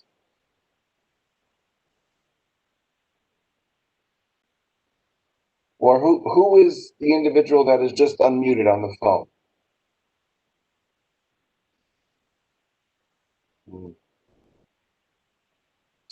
We can't hear you. All right, let's go to Khalil, Assemblymember Khalil Anderson. I believe he is still on the forum with us. Khalil, you with us? Yes, good evening, Special Counsel Landsman. This is, I love it. I got a big smile on my face. I don't know if you can see. I see your big office. I like it. Appreciate it. Good to welcome. see you. Welcome. Yeah, so I'm gonna speak about the experiences of my future at the time constituents in the South Ozone Park and Springfield Gardens, Laurelton area. So if I may be able to share my on this. Yes, thank you. We appreciate it. And if you want, you can get the video and we can see you, or not. That's up to you. Okay, I can start the video if you guys can see. Can you guys see me? I'm trying to start the video and it's not. Okay. Okay. Oh, okay. There you go. We see you. Okay, perfect. Perfect. So good evening, everyone. Thank you for this opportunity to share my experiences dealing with super tropical storm Isis. I want to talk briefly about my run-in with our power companies in general, and then speak specifically about Isis. It seems as though every time that there is a natural disaster that strikes our communities, our power companies just do not have an adequate response to some of the devastation that our communities receive, whether it's storm-related, water-related. Prior to Tropical Storm Isis, we experienced massive outages through PSE&G here in the Rockaways, and as an advocate, we had to do and conduct mutual aid on our own merits as an activist organization and people in the community, grassroots in that respect. And fast forward 9 years later to Tropical Storm Isis, and we're still in the same boat. Con Edison was unprepared, woefully unprepared, if I may say so, for simply a tropical storm. So imagine that this tropical storm was a Cat 1 or a Cat 2. There wasn't a structure or a plan. And when I say plan or structure, I mean there was no strategy to address the tree falls. There was no strategy that addressed the mutual aid that was needed for the families in South Ozone Park that went days without electricity. And there was no plan as it relates to keeping folks connected. If in the event there was an area where people who were vulnerable and needed medical equipment that of course requires electricity, could be able to access shelter or access alternatives in the moment. And so I'm using my moment to strongly advocate for public power. We need our power companies to be responsive to government, which they're not. And part of how we make them responsive to government is ensuring that they are government and that these multi-billion-dollar corporations like Con Edison and PSE&G do not have the unlimited power, if you will, no pun intended, to dictate their response to government and their response to the community. We need to be able to have mechanisms to hold these utility companies accountable. And the best way to do that is public power. I want to talk about some specific cases that I addressed as an assembly member elect during the time. I wasn't even in office yet, but there were some cases that I was coordinating with the Con Ed officials on the ground. I do have to say that the individuals that I've worked with via Con Ed, are folks that are good spirit and work as hard regardless of the limited resources that they have, but nonetheless, the system is broken. I want to talk about a special needs adult who lives on 128th Street in South Ozone Park. I got a phone call from a family member who lives on that block that had one of my pieces of literature that had my cell phone number on it. And she reached out and she said, I know you're not an elected official and you're just a candidate. At the time, was Assemblyman-elect, but candidate. And we need help. I have a special needs person that lives on this block who is going to struggle without his medical equipment. When I called Con Edison, and I'm not talking about the rep on the ground, but when we called Con Edison directly, there was no plan. There was no strategy. It's almost as if they didn't know that this was happening. And this wasn't just happening on 128th Street. It was also happening on 133rd Street, where I got a complaint, and 135th Street in South Ozone Park. So my primary gripe here is that the power companies consistently asking for, going to the PSC, ask for raises in the rates, but we're not getting any better service. And I think that if we continue to raise rates with no real investment in green energy, if we continue to raise rates without getting improved service, the system will continue to be broken, and the system needs to change. And public power is the best way to do that. Having a publicly accountable utility company is the best way for us to move forward past the storms, because then government will be responsible and liable to this city and or state agency should the advent of public power come to fruition. I want to thank you, Special Counsel, for allowing me to speak. And I want to thank my colleagues for sharing their opinions and experiences. And I look forward to continuing to push, again, for public power, because we really need power companies that we can hold accountable. Thank you. Well put, and really appreciate your patience. And it's good to see you sitting in that chair, holding that office. I have to say. Thank you, Rory. We're going to try the call-in number one more time, see if any technical difficulties have been solved.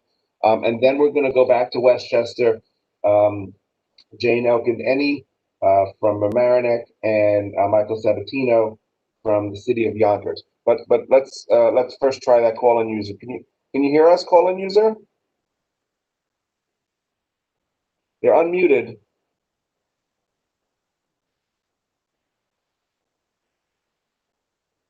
I think that there might be an issue with your phone. Maybe your phone is on mute.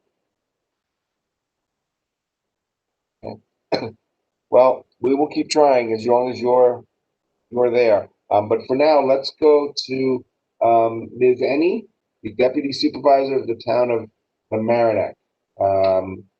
Ms. Eny, are you there?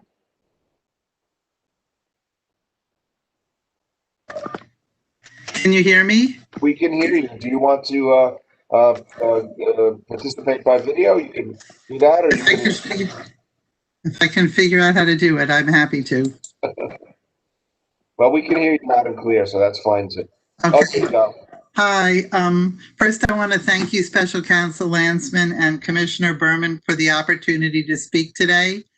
As co-chair of the Con Ed committee, my presentation dovetails with Ivy Poole, who you heard earlier.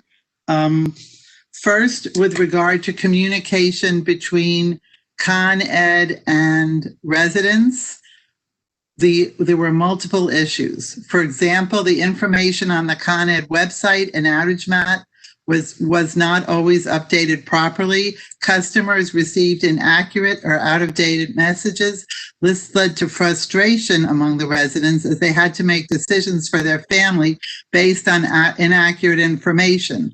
I heard one story, hearsay, that someone had stayed in a hotel and they got the text, as I did, that their power was back on. Well, my power wasn't back on, and neither was this individual's, and they gave up the hotel and went home to find that the power was not on. I stayed here in the dark, so it didn't affect me as much. And this also placed a big burden on municipal officials to correct the inaccurate information and to fill in the gaps with little information themselves to go on. So our first recommendation, if you look in our report, is electric utility recommendation number 10.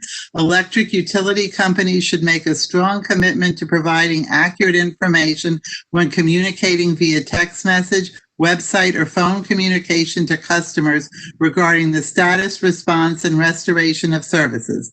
These companies should maintain technology and staff resources to provide accurate information and provide methods for customers to readily reply to the company in the event that the information sent to the customer is inaccurate. Another thing that we addressed was the issue of the distribution of dry ice. That was a big problem because there was an inadequate supply and there were very few distribution centers spaced widely apart. And then we heard that the distribution information was not provided far enough in advance. So someone would hear of a supply of dry ice, get in their car, maybe drive half an hour to a distribution center, and then when they got there, the supply was often gone, causing frustration. So that led to our electric utility recommendation number 14. Electric utility companies should adequately acquire and distribute dry ice. To facilitate distribution, the electric utility companies should be prepared to have more distribution centers, to rotate locations, and to provide notice of locations farther in advance. So I want to thank you again for the opportunity to speak. I urge Con Ed and the Public Service Commission to carefully review all of the recommendations and details in our report, and hopefully we can work together to prevent this happening in the future. Thank you very much. Thank you very much for joining us and giving us that that perspective. Again, as I said to someone who testified earlier, from a town that has got direct responsibility for providing direct services to people. So thank you very much. Thank you. Thank you. Is Mr. Sabatino on with us from the city of Yonkers? Michael Sabatino? If not, No, I am. oh, you are. Great. Welcome. Welcome. Yes. If you want, you're welcome to participate by video. If not, we hear you loud and clear anyway. If I can figure out the video, I will, but if not, well, first of all, thank you, Special Counsel Landsman and Commissioner Berman, for allowing me to speak. I am a member of United Westchester. I'm going to just mention the 2 points that we have in our report. One is recommendation number 9. Con Edison should provide an updated map of its grid to each municipality. Unlike NYSEG, who does do that, Con Ed does not provide us with these maps. This lack of transparency hampered the municipality's efforts to engage in collaboratively and effectively in the damage assessment process. Without access to these maps of knowledge of Con Ed's grid within the municipality, municipal leaders could never be fully aware of the status of recovery efforts within the municipalities. The other point is in our report, recommendation number 13, is the coordination between electric utility and telecommunication crews. This is another persistent problem noticed by the municipal leaders, was the lack of coordination between the electric utility companies and the telecommunication companies. It appeared to the municipal leaders that each electric utility and telecommunications company would rarely handle the lines, cables, and equipment of the other companies, leaving damaged sites without fully clearing or securing lines. Paul Feiner, the Greenberg Town Supervisor, shared his thoughts, saying, Con Edison, Altice, and Verizon should be responsible for working together to inspect the entire overhead wire system. Peter Parsons, the supervisor of Lewisboro, echoed the sentiment, saying, this coordination needs improvement. Sites where NYSEG completed repairs, including down telecom lines, had to be reported separately as they were still on the ground days and weeks later. Not only was the lack of coordination between the companies a repair and safety concern, municipal leaders who relied on the completion of make-safe operations to open roads had to use their time and resources to coordinate the clearing of remaining downed lines and damaged equipment. The Village of Scarsdale summarized its experience with the lack of coordination between the electric utility and telecommunications companies, saying, with both Optimum and Verizon, it was exceptionally difficult to find out status for specific problems, estimated restoration times, etc. And just to add a personal note, as the Director of Community and Government Affairs and Constituent Services here in Yonkers, I was without internet service for 8 days. With all the phone numbers I had, I continually got disconnected with no response. So finally, on the 5th day, I said, okay, I'm going to call the sales department. So sure enough, I got a response from the sales department, and they hooked me up to the technical department. But totally unacceptable. And with the pandemic, of course, you know, most of us rely on the internet. So I want to thank you for allowing me to speak, and thank you to everyone who was involved with United Westchester and the Commission on dealing with this aspect going forward.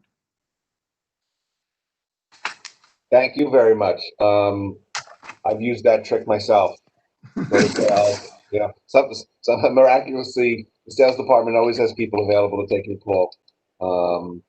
But thank you very much for your testimony and for sticking around. I appreciate it. We're going to do 2 more Westchester folks, and then we're going to go back to Staten Island.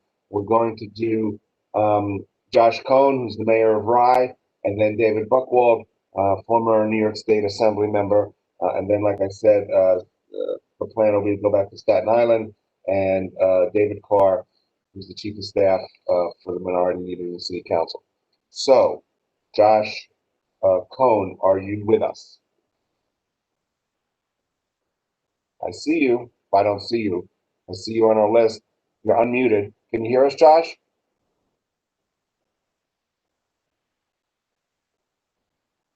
You might need to. There you are. I see you.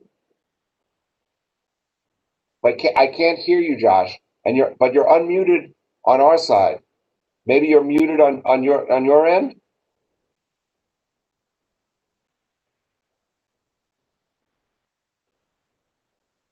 Josh, we can't hear you. Erin, do you know why we can't hear Josh? Hold on, I was muted. No, at the top of the screen, there's an audio and video button.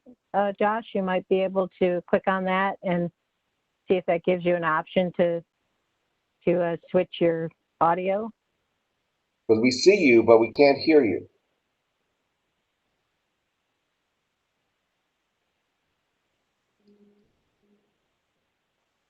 Aaron, if this is Joe White, if you don't mind, I could, Josh, if you open up your screen to the wide angle, if you hit the button up in the corner and make it larger, you should see the mute and unmute button on the bottom.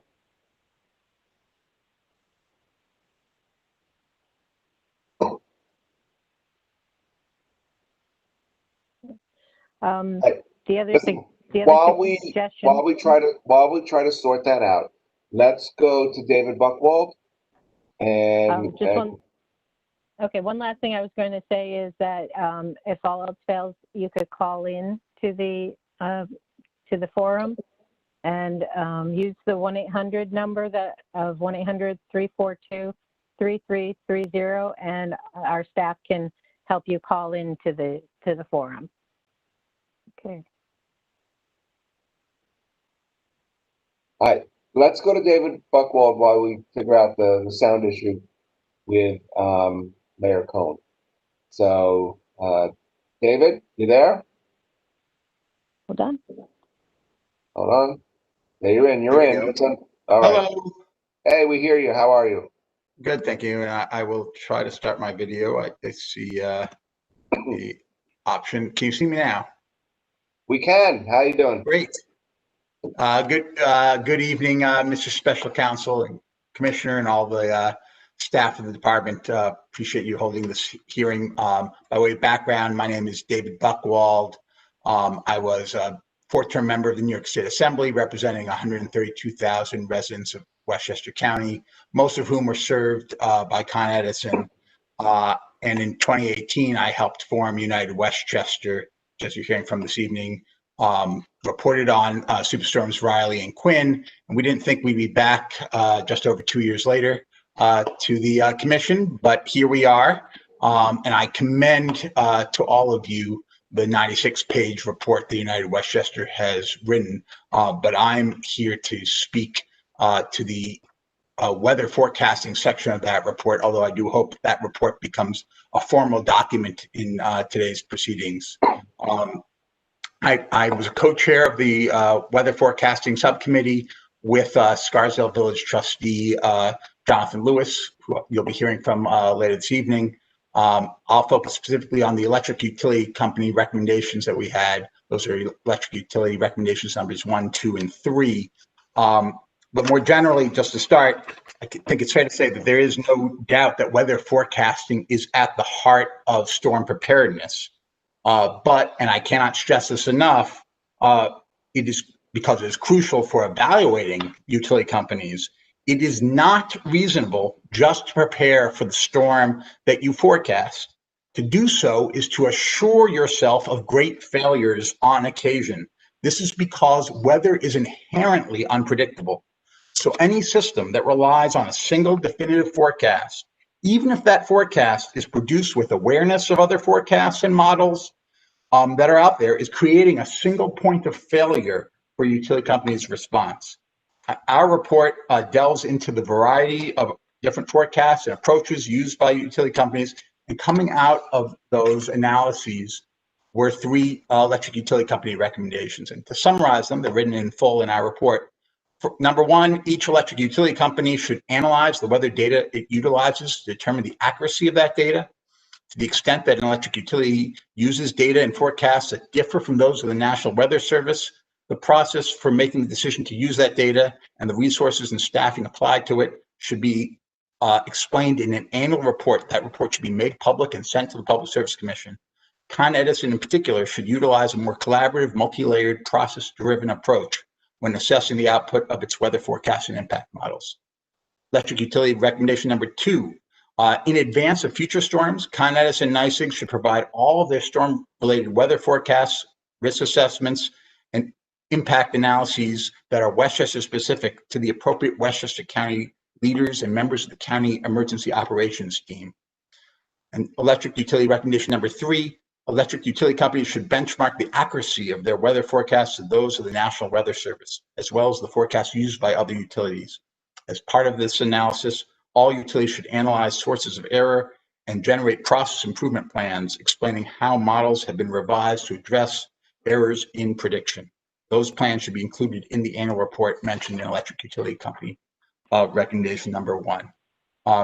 As to Con Ed itself, the subject of this hearing, I note that Con Ed's meteorologist affidavit filed in response in this matter keeps comparing his morning forecast to the morning forecast of the National Weather Service. But the National Weather Service doesn't just issue morning forecasts. As our report makes clear, this can mean that expert public information isn't being relayed to Con Ed decision makers until up to 14 hours after important changes to the weather are forecast. Also, paragraph 66 of Mr. Cerruti's affidavit says that the probability of tropical storm force winds did not exceed 50% until 5 a.m. on August 3rd.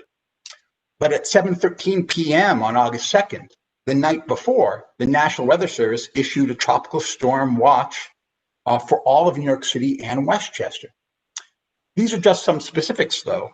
More broadly, I would commend to the Commission analyzing why is it that NYSEG recognized the limitations of its forecasts and prepared for and declared a Category 3 event, the highest level of preparation for the company, while Con Ed, despite its in-house team and process, did not declare a Category 3 event and therefore did not prepare for it. They cite the fact that they exceeded their category 2, or I think 2B preparations, but that's not quite going to the level that NYSEG did.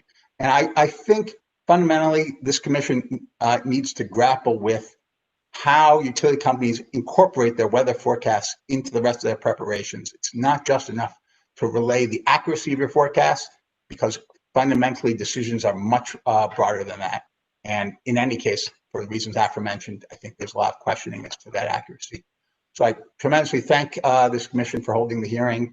I hope they're able to hear from a lot of our United Westchester colleagues in order, because obviously we've gone through in depth the analyses that we have. I think it will behoove you to hear as much as you can from us, putting together different pieces of the puzzle that we saw lacking in utility company response to this storm. Thank you so much. Thank you very much. Yes, Amy gave us a list of United Westchester speakers, and we're trying to do it in that exact order, with exceptions for technical difficulties. You touch on a very important issue in this proceeding, which is the accuracy of Con Ed's forecast and that its impact on the preparation that they did, and ultimately the result that they got in terms of restoring power as quickly as maybe they ought to have. So I would keep an eye out for that issue. It's going to be a big one in this proceeding, and I appreciate your recognizing it and adding your thoughts to it as you have. So thank you very much. Thank you, Mr. Council. So in keeping with Assemblymember Paulin's order, I don't want to get in trouble. We're going to go. Well, first of all, have we gotten Josh Cohn's audio to work? Let's go back to that, because I don't want to skip too far ahead of him and get really out of order. So, Mr. Cohn, are you there? You've been unmuted. You're unmuted, Mr. Cohn, Mayor Cohn. We still cannot hear you, I'm sorry to say. If you can hear me, may I suggest that you call in? Erin, what is the call-in number, please? I would call the 1-800 number, 1-800-342-3330, and they will give you the call-in number and the access code that you need. Got it. So, Mr. Cohn, we can't hear you, and I'd very much like to hear the thoughts of the Mayor of Rye. So if you could call the number on the screen, if you can see the screen, you should be able to, because I know you're accessing via computer, 800-342-3330. They will give you the dial-in number. You can just use your phone, and we can at least hear you. In the meantime, let me go on to the next person on Amy's list before we go over to Staten Island and hit the rest of the boroughs again. And that is Jonathan Lewis, who's a trustee of the Village of Scarsdale. Mr. Lewis, are you there? There you are. Can you hear me? We can hear you, yes. We can't see you, but that's up to you. Now we can see you. Excellent. Thank you so much. First, please accept my appreciation for your service in holding these hearings and seeking to explore the important issues that have been exposed by the tropical storm we all experienced in August 2020. As a member of the Executive Committee of United Westchester and as an elected trustee of the Village of Scarsdale, I'm here to report on our findings and how they relate to Con Edison and the need for greater oversight. I had the honor and privilege of co-chairing the weather subcommittee of our group with Assemblyperson David Buchwald. Our review of utilities, how they use weather forecasting, reveals divergent practices between companies that may not always be aligned with the interests of our residents. Yet, the process utilities use for weather forecasting and integrating a forecast into their impact models is not only a matter of managing the risk of service interruption and the adverse economic impact. In certain cases, it is truly a matter of life and death. The SEC audits investment firms. We have audits of companies and municipalities to ensure data is accurate and money safeguarded. We have regulators who inspect and examine the food we eat to ensure it is safe and evaluate the drugs we take to ensure they are safe and work. We have bank examiners to ensure deposits are safe. Yet the type of audit functions we see in other industries to ensure that tasks are handled properly when there is an issue of great public interest at stake does not occur here in the regulation of utilities and how they use weather forecasting and impact models. Weather forecasts and how they are used in impact models are the essential ingredients in risk management and building resilience. These ingredients, the weather forecast and the impact models, are like the ingredients in the food we eat or the drugs we take. The weather forecast and the impact models are the essential ingredients in risk management, and when these ingredients are used properly, they improve resilience and save lives. When they are not used well, a region suffers and lives can be lost. Con Ed's use of weather forecasting, its governance of weather forecasting and impact models concerns us. And we think the public interest requires the creation of a new audit policy to be implemented by the Public Service Commission. Specifically, it is our recommendation that the Public Service Commission should audit the weather forecasts and, where applicable, the impact models or predictions based on those weather forecasts used by electric utility companies. The Public Service Commission should assess the process used to make operational decisions based on those methods and models as well. What might a Public Service Commission audit look like? Well, it would evaluate the weather practices adopted by a utility to prepare and respond to emergency events. It would evaluate the level of staffing and resources devoted to this function and evaluate the internal practices of the firm regarding oversight and governance of this process. For example, is one person alone making all the weather decisions, evaluating the impact models? This would be a risky process, dependent on one single person. Or is there an oversight or committee process to ensure proper consideration of all issues? Does a firm use old technology or new technology? Such an audit would also evaluate the impact models a utility uses to analyze the consequences of a weather report on a utility's infrastructure in a region. The audit might also evaluate the process improvements a utility makes after a storm. Our discussions with Con Edison concerned us, and while we respect the boundaries between the private sector and the public sector, and the appropriate freedoms each utility should have to determine its own approach to risk management, we do not believe this should be entirely solved by the invisible hand of the marketplace. These utilities are regulated for a reason, yet there is no audit of this important function. Fines are one thing. Creating a process to improve performance and build a framework for establishing best practices is also needed. The audit function is used successfully in the oversight of so many industries. Lives are at stake here. The economic resilience and competitive standing of our region is at stake. We encourage you to adopt our recommendation. Thank you for allowing me to speak and for listening. Thank you very much. Thank you for your patience. And as I said to the Assembly member, thank you for focusing on this weather issue. It is an important one. Thank you. We're going to move to Staten Island and then back to Queens. I think Danique Miller, Council Member Danique Miller is on the call. So let's go to Staten. I see Ben Carlos. Ben, I had called you before, but you stepped out. So it's going to just be a few people. So let's go to David Carr, who I think is the Chief of Staff for the Minority Leader of the City Council. David, you there? I'm here. There you go. Good, we're good. Good evening. You're the last person from Staten Island, so make it count. Appreciate it, absolutely. Good evening, everyone. As was stated, my name is David Carr. I'm Chief of Staff to New York City Council Minority Leader Stephen Matteo, who represents the 50th Council District on Staten Island. I'm here to give this testimony on his behalf. Thank you to Special Counsel Rory Landsman and to Governor Cuomo for putting together this important hearing. The aftermath of Tropical Storm Isaias laid bare serious issues with our planning and responsiveness when it comes to power outages in New York City and Staten Island in particular. Thousands of customers were left without power for days, stretching into a week or more in some cases, with little communication from their power provider. The basis for these issues began years ago with the decision by the City Parks Department with their choice of tree plantings for their street tree program. These species of tree were destined from the start to interfere with our energy delivery infrastructure, which put a burden on Parks and our utility companies, chiefly Consolidated Edison, to undertake a pruning regimen that was difficult to meet. The result was a system of wires just waiting to be disrupted by falling tree limbs due to any coming storm. Additionally, Con Ed has resisted for years the calls by many elected leaders, including myself, to begin moving our wire system underground. Many parts of the city and region have already done this, but Staten Island has been left out of these efforts for the most part.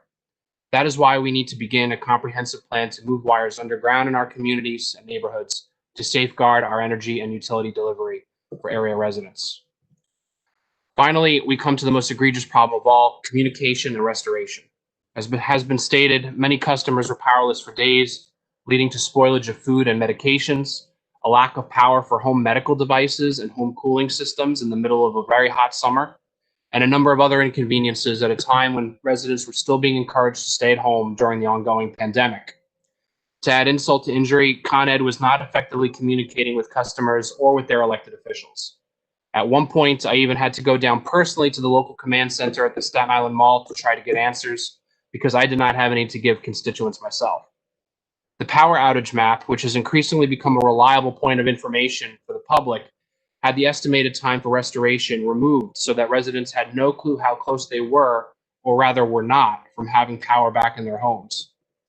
Do not deny that Con Ed was facing an incredibly difficult challenge, and I applaud the hard work done by the teams of men and women that worked diligently out in the field to restore power to our communities. However, we cannot allow the lessons visited upon us by this storm to be ignored. We absolutely need to begin firming up our energy delivery systems in the face of ever more likely and more intense storm fronts, and Con Ed needs to be consistent with how it chooses to disseminate information to the public.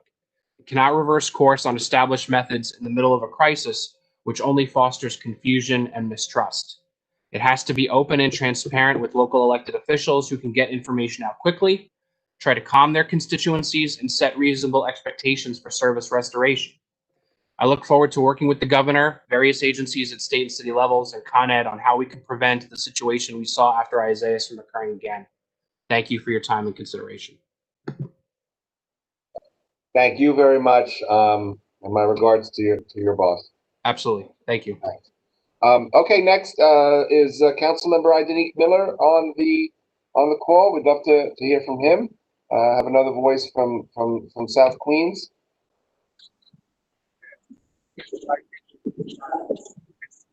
I see him. I hear him. Danique, we can hear you.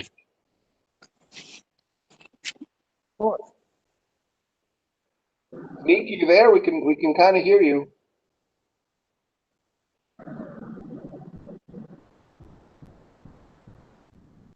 Okay. He said he actually used to have a storm. Danique, we can hear you in the background.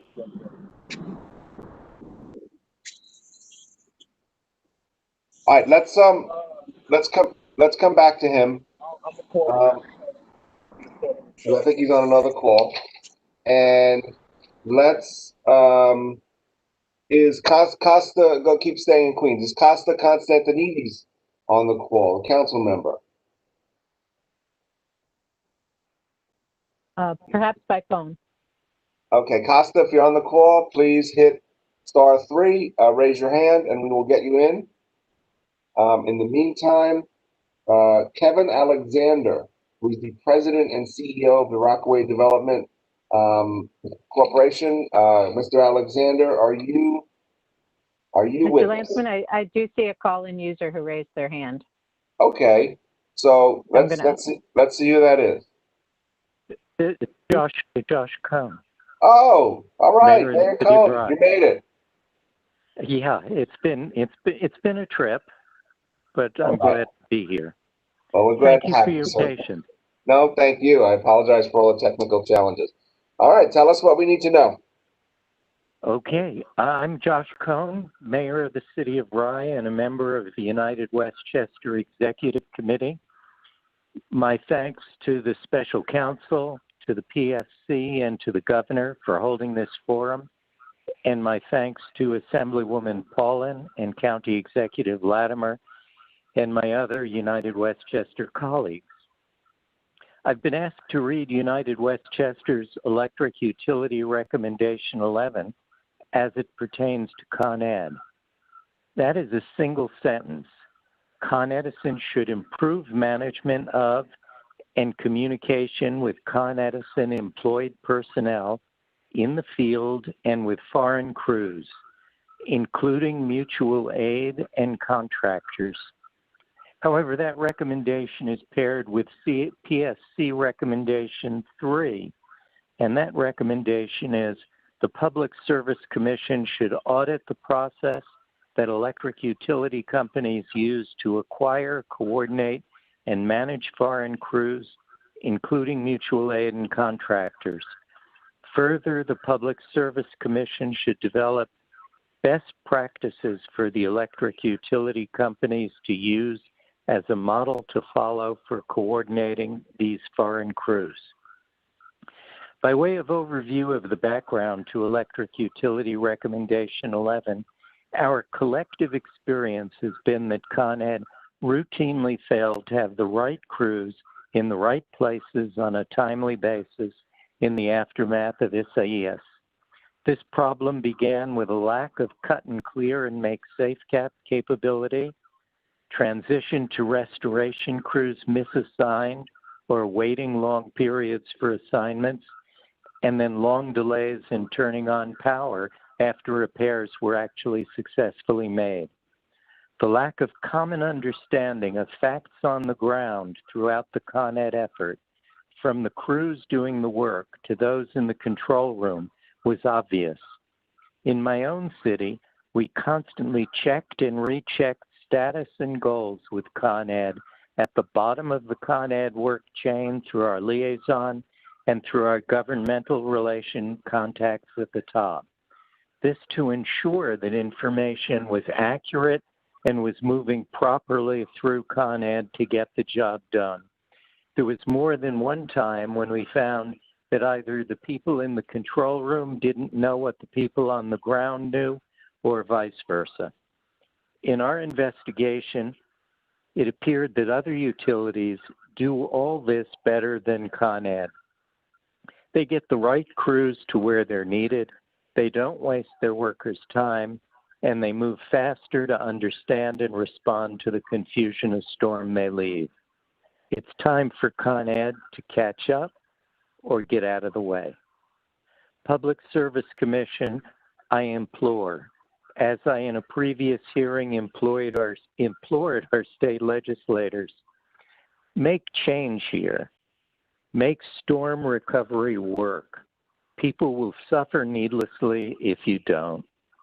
I'm happy to provide further information if that would be helpful, and I thank you so very much for this opportunity to speak. Thank you very much, and thank you for your patience again with the technical difficulties. I can't say it enough. We really do appreciate hearing from those town supervisors and executives who have frontline responsibility in managing the delivery of services and operations in their jurisdiction. So thank you very, very much. Now we're going to see, let's see if Danique Miller is available. Councilmember Miller, can we try to bring him in? Danique, is with us? We're going to line up some traps right on that thing over there. And then, Yes, I think Danique is like in another call, another meeting. So let's go to Barry Weinberg. Barry, as I understand it, is Community Board 9 in Manhattan, but also representing Assemblymember Inez Dickens, if I'm not mistaken. And then we're going to do Council Members Idanis Rodriguez and Ben Kalos from Manhattan. All right. Thank you, Special Counsel Landsman. Can you hear me okay? Just checking. We can, thank you, and we can see you. All right. I am Barry Weinberg. I am chair of Manhattan's Community Board 9, which covers a population of approximately 110,000 on the west side of Manhattan, between 110th and 155th Streets. from the Hudson River east to approximately Morningside Avenue and Edgecombe.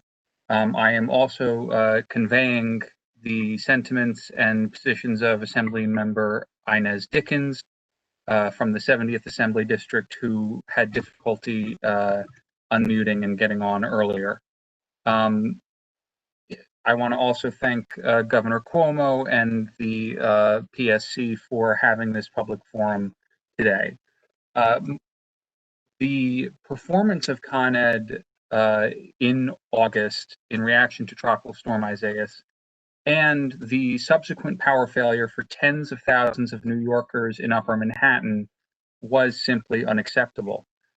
We have known for years that Con Edison's management of its underground infrastructure, as all of the power lines in Manhattan are, has not been up to standard, and they have let much of their both natural gas and electrical infrastructure age to unacceptable levels without proper maintenance.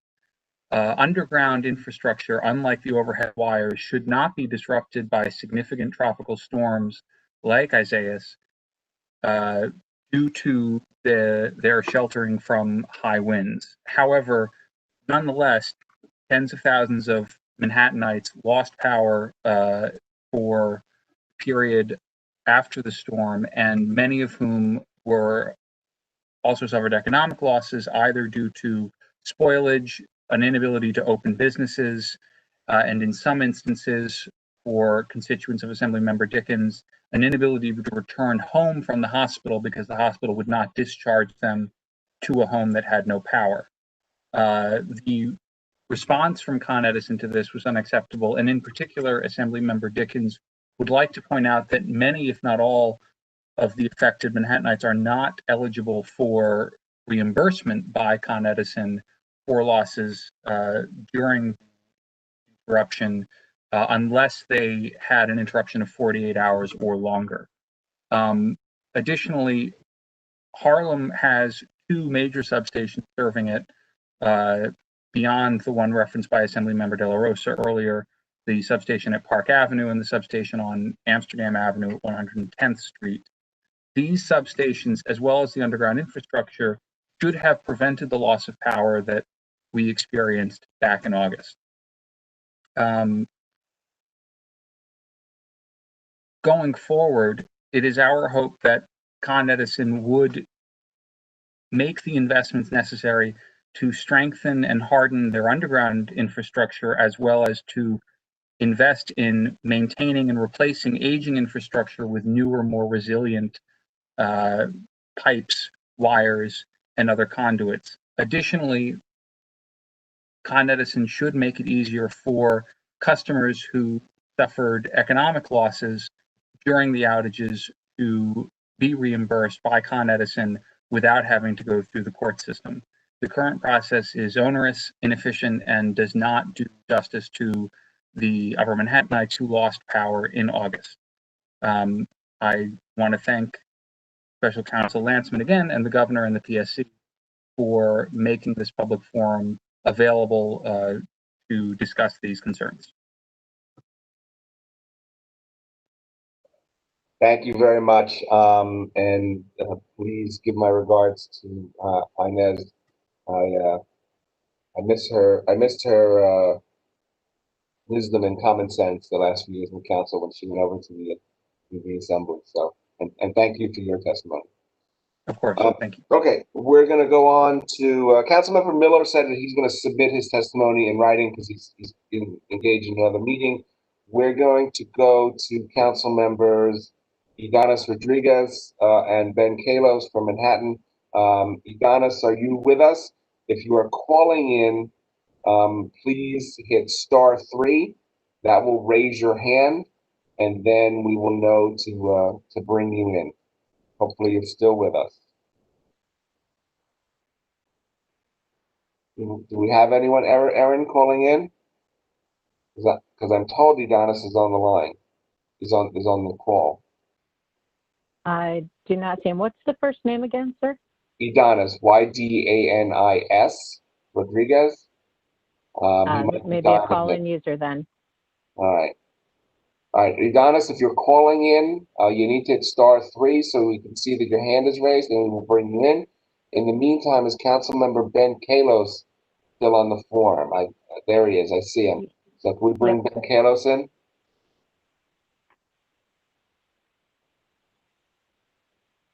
I saw him. There Mr. he is. Kalos, you're unmuted. Thank you very much, Rory. Good to see you. We miss you, and I haven't gotten to see you in almost a year now, and I missed the big gulp. Yes, and I'm grateful you're not petting your cat during this. Pandora is right here. She says hi. Pandora, say hi to Rory. Thank you, special counsel, and everyone on the internet who is probably now beside themselves.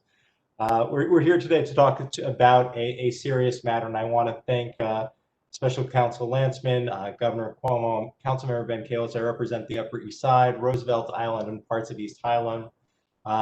When this hurricane was coming, we knew it was coming, and by the time it actually hit New York City, it had been downgraded to a tropical storm.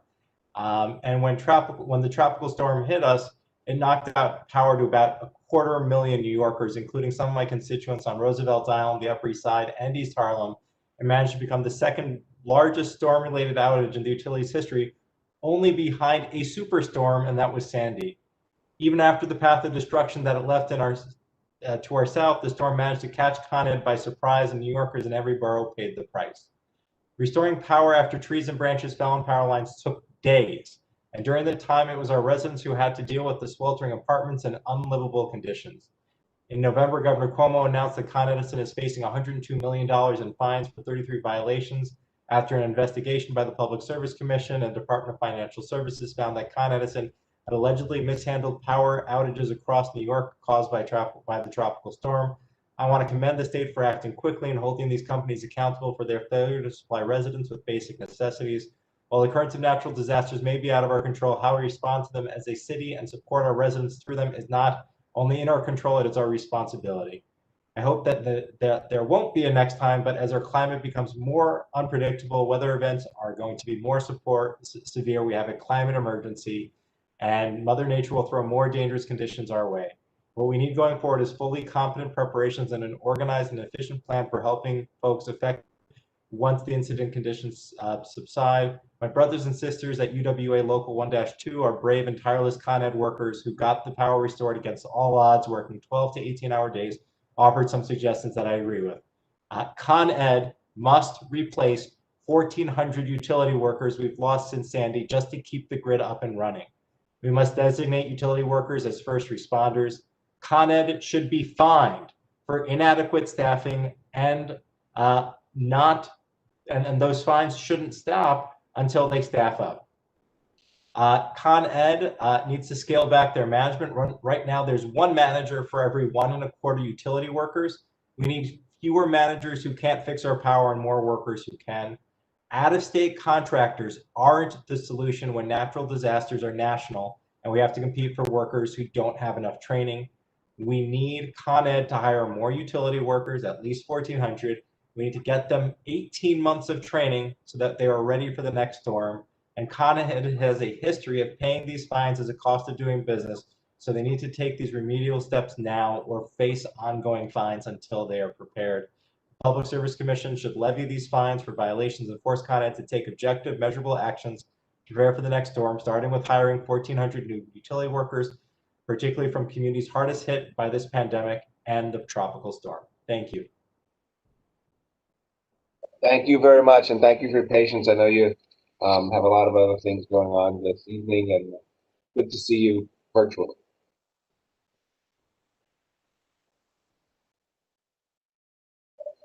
Next, we're going to go back to Westchester.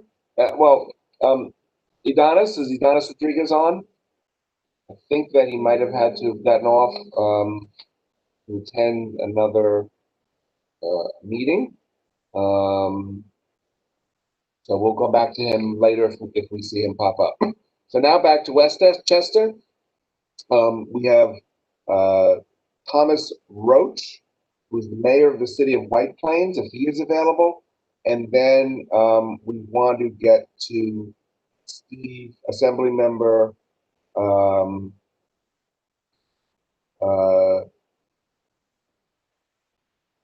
Abenanti, Sandy Galiff, and Steve Otis, which we should be able to bang out. And then there are still a couple more Westchester people we need to get to. So, Mayor Roach, welcome. Thank you, Special Counsel, and thank you, Commissioner, and to the Governor and everyone who's on the Commission for offering this opportunity. I'm proud of myself for figuring out how to get the WebEx camera on. I was working on it while I was waiting to speak. I'm the mayor of the city of White Plains. I've been the mayor for quite some time. I was there for Sandy, so I've been through a few of these storms. And I'm here tonight in my role as the chair of the subcommittee on storm hardening and system resiliency. It's an interesting thing that we're one of the last to speak, but we are the first line of defense. In my belief, when the storm happens, I'm on these calls, and often we will hear people from different jurisdictions talking about all the crews must be in New York City, or all the crews are down county, or all the crews are up county. What we should be focusing on, I think, in addition to what my colleagues have mentioned, is getting the system in such a condition that we have fewer outages in the first place. And, an outage avoided in Chappaqua is a benefit to someone who lives in Pelham, because that means that the crews are able to address their issue rather than being tied down. The recommendations we have are number 5 to the Public Service Commission, number 15 electric utility recommendation. They're similar. The Public Service Commission should require electric utility companies to submit storm hardening and system resiliency plans that cover the immediate 10-year period, and the Commission should approve, modify, or deny such plans no later than 11 months from submission. The Commission should require the strategies in these plans to include, but not be limited to, management of vegetation, improvements to system management practices, replacement of obsolete cables, wires, and poles, use of aerial cable where possible, automation and circuit reconfiguration, fortification of critical steam production facilities, and selective undergrounding with a particular focus on high-capacity feeders with a history of disruption that are in proximity to current underground service. At least every 3 years following approval of the first storm hardening and system resiliency plans, the Commission should require each electric utility company to file an updated storm hardening and system resiliency plan for review. The Commission should conduct an annual proceeding to determine the cost of each such storm hardening plan, separate from rate cases, and allow each electric utility company to recover such costs through a separate charge. The point that I think came up in all of our discussions is that these different avenues should be pursued where they are appropriate. It is not a one-size-fits-all situation. Undergrounding is the first thing people speak about, but it's extremely expensive, very disruptive. The right-of-way is basically, at this point, they would have to open up the street. And the homeowners and business owners cover the cost of connecting out to the street as in addition. But I do think it, as we mentioned, selective undergrounding is very important. If you're in an area where you have a feeder that has a history of problems, that can knock out thousands of people.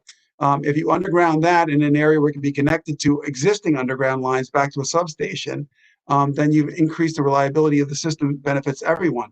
In more rural areas of the county, the aerial cable that we discussed, it's a heavier insulated cable, often used actually in undergrounding, but can be used above ground. It doesn't work well if you have a lot of density, because it's difficult to connect multiple. You need to have a bigger gap between connections. But certainly in the more rural areas, that can make a big difference. And as I indicated, an outage that is stopped anywhere is a benefit to everyone in the system. So I appreciate this opportunity, and I appreciate the time and the work you're putting into it, and look forward to seeing some changes in the Con Ed approach to these storms. Thank you very much. And the city of White Plains is a significant sized city. What can you tell us about the challenges that you had as the mayor, trying to allocate resources, provide services, and deal with the needs of your constituents during the storm and its aftermath while these difficulties were occurring? Well, it's difficult, and although we did have a liaison who was great, the liaisons were not given really much information and no power. So we have dedicated tree crews. We're not a city that has to have a Con Ed tree crew come in. We tell them, hey, we have an arborist, we have tree crews that can do the tree work, but we need Con Ed to de-energize the lines or confirm that they're de-energized, and waiting on them and having crews sitting around waiting on them is a problem. I went out to many in this particular storm, down wires where we've got a fire truck and firefighters standing there because the wire's burning and they can't leave to attend to other duties until Con Ed de-energizes the line, and not having any real understanding of when they're going to come is a problem. As Supervisor Poole mentioned, we become the public relations department for Con Ed. People will call the mayor's office, and my staff is very, very good. They're angry, but they can't get anyone Con Ed to answer the phone, so they call us. And they're justifiably frustrated. So I can give you one anecdote. We had our crews out working all morning, and we had one big outage. We really wanted to get a block street opened, and the crew that was working with us, it was an outside crew, not a Con Ed crew, had to break for lunch. So they broke for lunch, and they never came back. So it jammed up all of our plans for the day. My crew was sitting there waiting.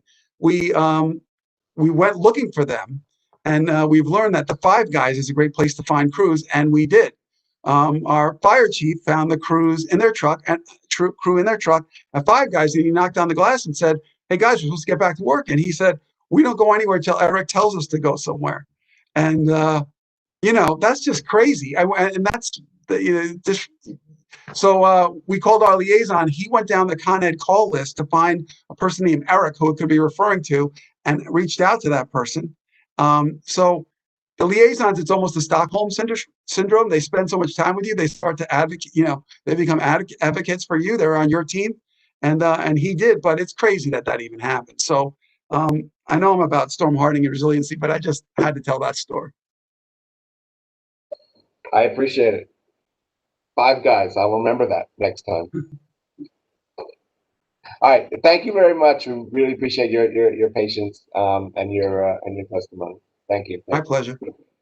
Okay. All right. As I said before, I'm going to try to go through the list for the United Westchester as faithfully as I can.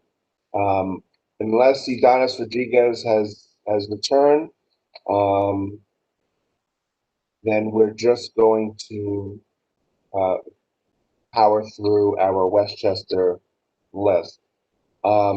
And so here's what I have in the order that I have it. Nikki Lucas, who's identified as a community advocate. Kevin Hansen, supervisor of Pound Ridge. Assembly members Tom Abenanti, Sandra Galiff, County Legislator Mary Jane Shimsky, and then Assembly Member Steve Otis. I know Assemblymember Otis told me that he has to leave by 7, so I might have to move him up a little bit.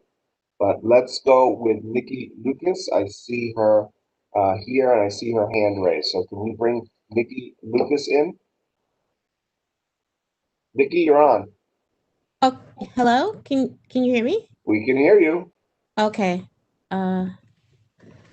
Thank you. We can't see you, but we can't see you, but that's up to you whether you want to do the video. Yeah, I don't know how to. Oh, wait a minute. I think I can do the video thing.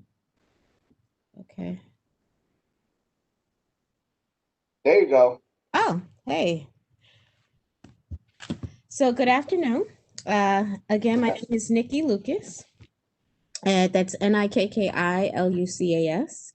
And I am a former district leader as well as an ongoing community advocate for East New York. And I happen to be a resident within Starrett City. To you, Mr. Landsman, as well as Governor Cuomo, I just want to thank you for providing the space to hear from our community regarding the recent tropical storm, Isaias. With my time, I would like to share a story from an East New York resident who is reflective of many of the residents in which I've received calls from during this particular time. This story is about Miss Nellie Johnson. The storm knocked down a tree next to her home, which in turn knocked out her meters, and she was without power for 48 hours until she was able to get an electrician to restore power. Unfortunately, that power was short-lived. As Con Ed came a day or two later to clean up the power lines, which then caused her to lose power for an additional 4 days. New York City is supposed to be a 21st century city, and this was not an adequate response by any measure. The concern and the importance for me to talk about this today is because we are in a community that is consistently fighting from behind. We are already experiencing some insecurities that did not just happen during the pandemic, but just simply was magnified during this pandemic. And my concern from being a person who has witnessed such outages causing deaths because people couldn't access oxygen. Emergency workers could not get on elevators or get through on time. I've watched, for 4 days, if your food and your refrigerator is out, we're experiencing additional food insecurities. Students are faces of this as well, because now they can't access their education. And we, of course, as you know, are already experiencing educational disparities. So when we talk about this one problem, we have to connect it to additional problems that it may cause and how systemic it can be. Looking back, this is what we definitely know about this tropical storm. First, we understand that this storm surpassed Hurricane Irene in 2011, becoming the second largest power outage in Con Ed Edison history. But sadly for East New York, this storm's impact was disproportionately devastating, as our neighborhoods had the highest concentration of power outages in Brooklyn. Hurricane Irene was 10 years ago. And in understanding that, we must ask, and I will leave with this, because I heard someone mention earlier that we should have learned from the past, but clearly something was absent in this. And the way in which I asked the question will certainly be intentional. What have we not learned from Hurricane Irene and Hurricane Sandy, such that our community was so disproportionately impacted by a tropical storm as opposed to a hurricane level storm? And secondly, and lastly, what will it take to transform the power grid in Brooklyn and areas like East New York? And I leave with one, thanking you for affording me the opportunity to speak, and wishing and hoping that this goes from a conversation and a discussion and a testimony at this forum to implementation and action and proactive delivery of services within communities like East New York.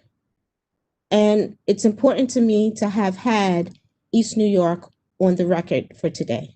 So once again, I appreciate your time, and thank you, Mr. Landsman, as well as Governor Cuomo, for affording me the opportunity to speak with you today.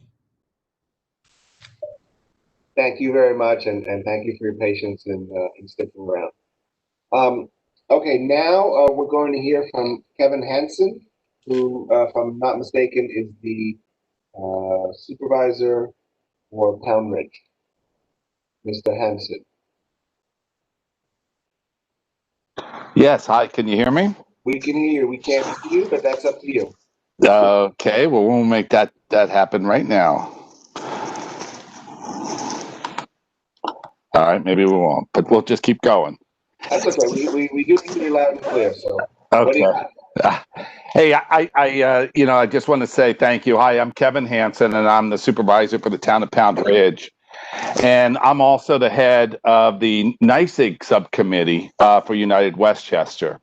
I was also an original member of United Westchester's executive team in 2018 that reviewed the performance of the utility companies that service Westchester County during the March 2018 winter storms of Quinn and Riley. In the 2018 report, we laid out specific recommendations to the utility companies, identical to the numerous recommendations United Westchester is making again today in 2020. Now, there is good news.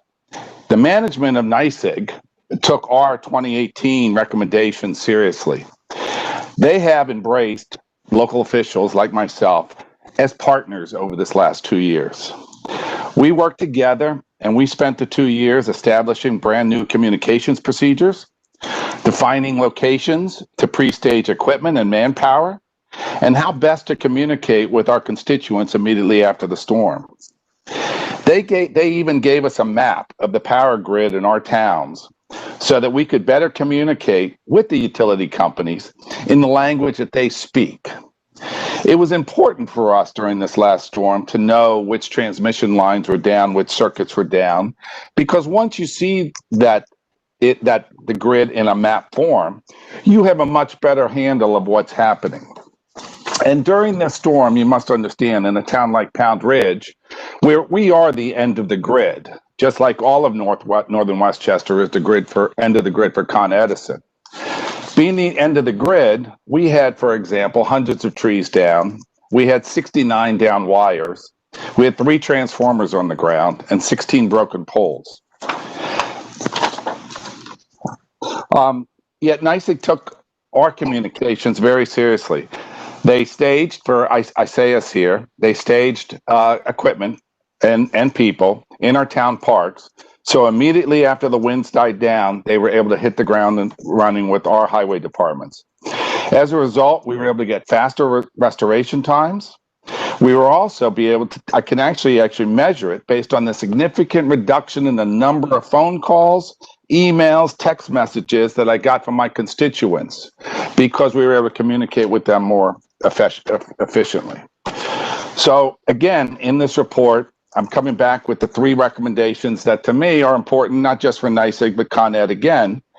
And most of that is, again, the communications that we need to improve what we saw. Nothing's perfect. The communications between NYSEG and the telecommunications companies about the down wires and trees that happen there.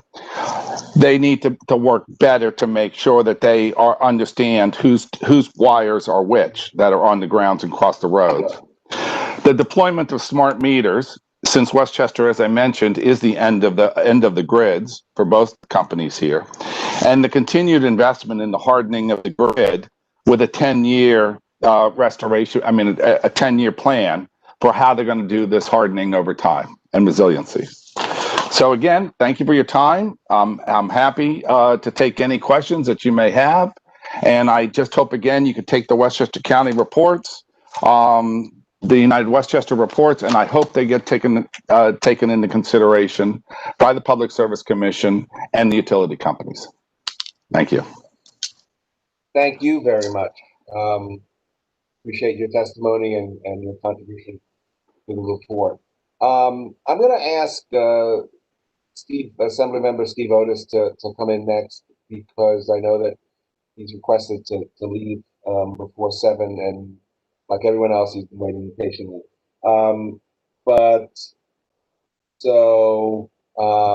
Steve, you're up.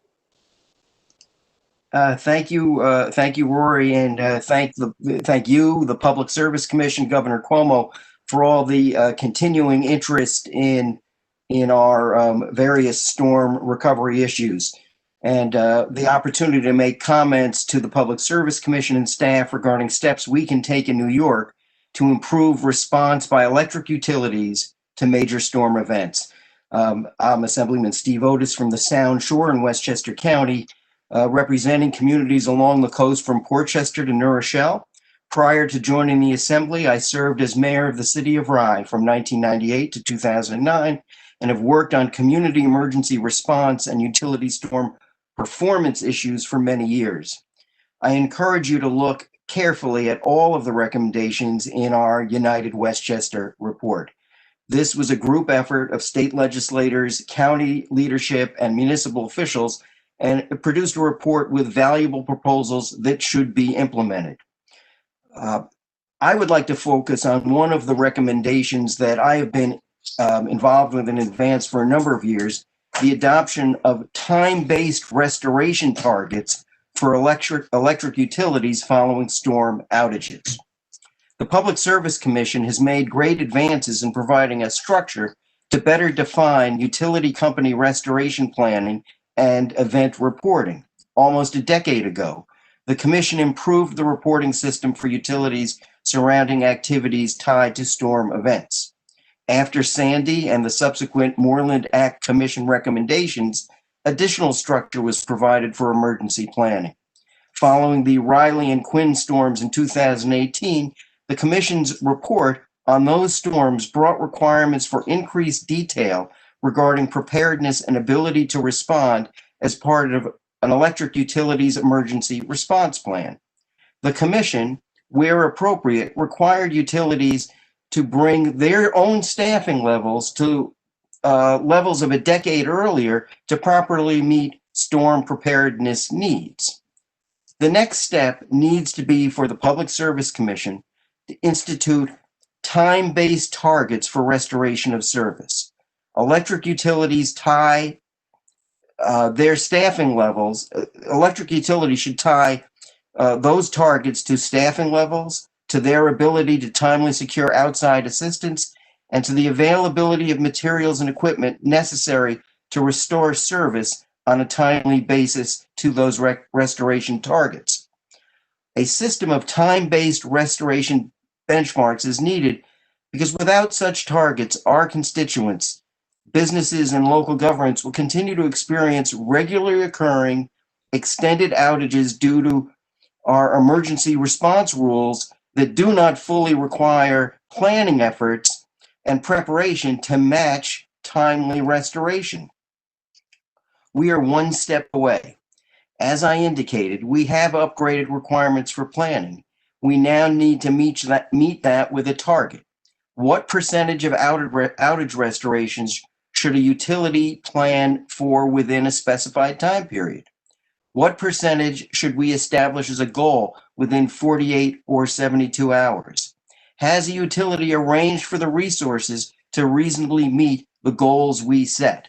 This is the next step that the Public Service Commission and New York State have to take to protect the safety of the public and to prevent recurring, seemingly endless outages, and to hold electric utilities accountable for actual performance. Today, we evaluate utilities on a variety of metrics, but none are as important as the measure the public understands. How long were they without service? How long did it take to have the power restored? Let us have an online dashboard where the Public Service Commission, where storm restoration performance can be judged and compared. Through the recommendations found in the United Westchester report and through other legislative proposals, and through the work of the Commission and with the help and collaboration of electric utilities, we need to come up with a time-based restoration model that is reasonable, accounts for extraordinary circumstances, but does a better job of requiring service restoration on a more timely basis than we have become accustomed to. More broadly, for the restoration issue, but for many of the other issues we included in the report, I believe a consistent question is, do companies have adequate staffing, the ability to bring in outside staffing quickly when needed, and the technical resources and physical equipment to get the job done? From storm hardening, assessment, communication to the public, communication and coordination with local governments and telecommunications companies, protection of individuals dependent upon electric service to maintain life support equipment, communication and organization of repair crews, are electric utilities and telecom companies prepared to respond to storm events? These are questions that all of us in state government need to focus on if we're going to achieve what we all desire in better resilience, preparedness, response to storm events. The public deserves improved performance that we are all calling for. For the work on the report, I'd like to thank my Assembly colleagues, Amy Paulin, Sandy Galiff, Tom Abenanti, David Buchwald, and Kevin Byrne. Most of us serve on the Assembly Committee on Corporations, Authorities, and Commissions. I'd also like to thank County Executive George Latimer and the numerous local officials who played such an important part in the report and our effort. I think there's a lot we can do together. Rory, thank you for letting me skip the line here. I have other Zooms to go to, but staffing and time restoration, we can make a real difference with those kinds of changes and need the help of the Public Service Commission in accomplishing that. Thank you so much. Thank you very much. Thank you, and thank you for your patience. Okay, next up we have Assemblymember Tom Abenanti. Tom, you with us?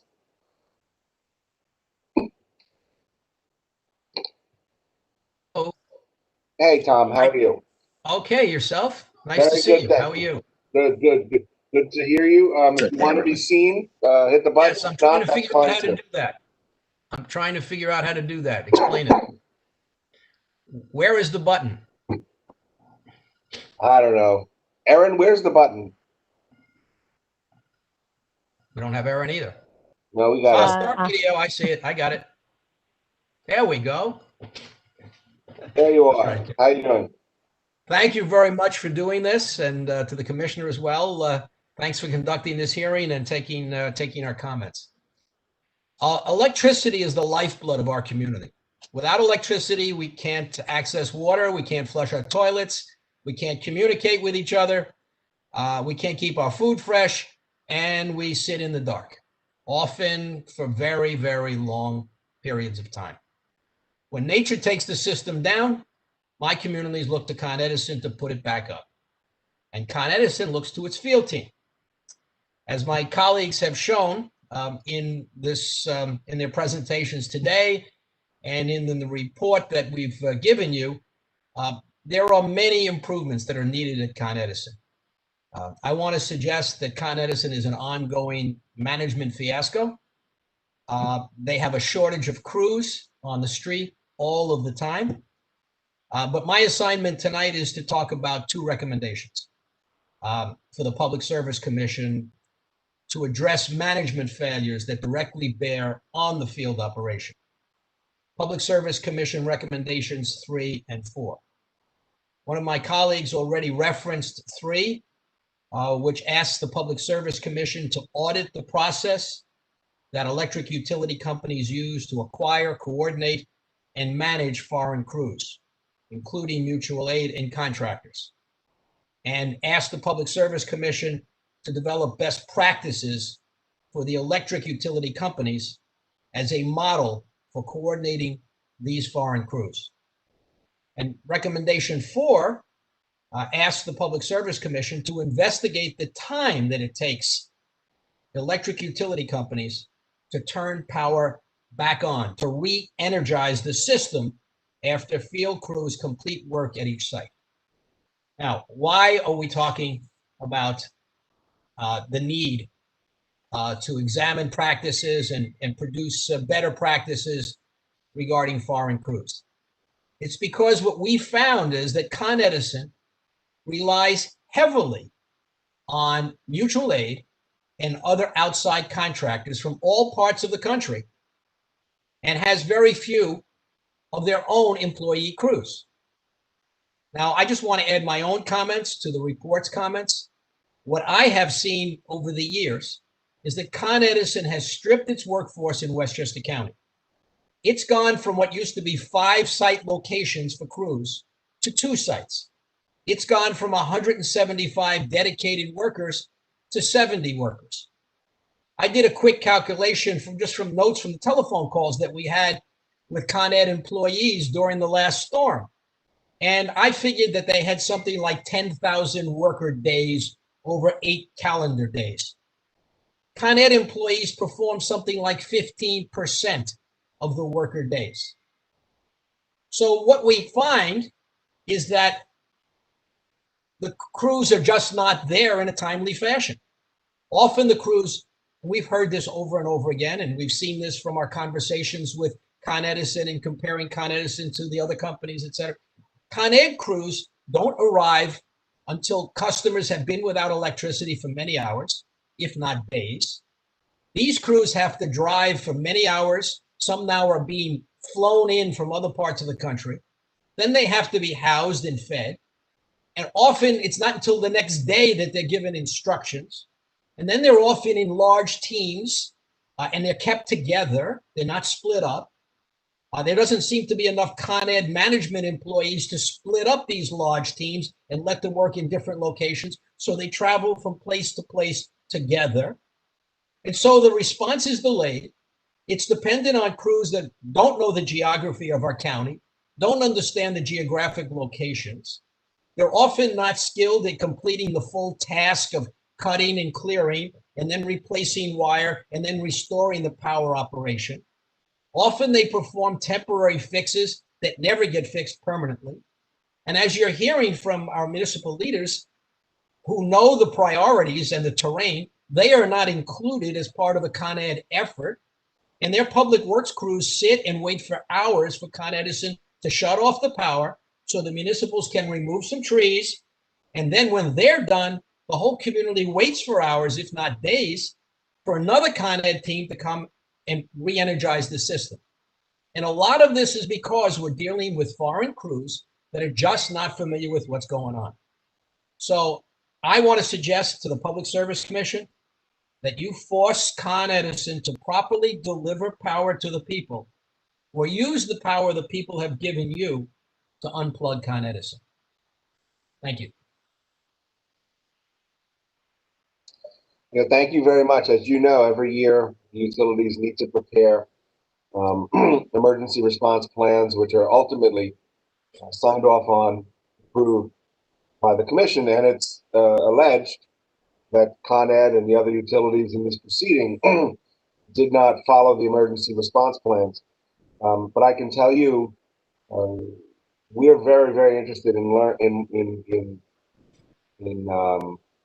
getting into these emergency response plans, the ones that are being developed for approval in the spring, and see if we can think about things in a different way, including the idea of requiring the utilities to have more of their own crews available, or to be less reliant on mutual aid, which when the storm comes, I mean, all the other utilities that they're seeking aid from, they're also facing the same storm. And some of the numbers. If I can, two quick stories. Please. One of my constituents called and said, I'm out of power again, and there's nobody here to fix it. It's the same place that the foreign crews did a temporary fix last storm, and Con Ed never came back to fix it. Secondly, I went out myself onto the street to see what was going on, and I came across a location where there must have been a dozen, maybe 20 trucks from out of town. I think they were Alabama or something like that. And they're sitting there. And I said, what are you guys doing? Why are you all sitting here? He said, well, waiting for the guy around the corner.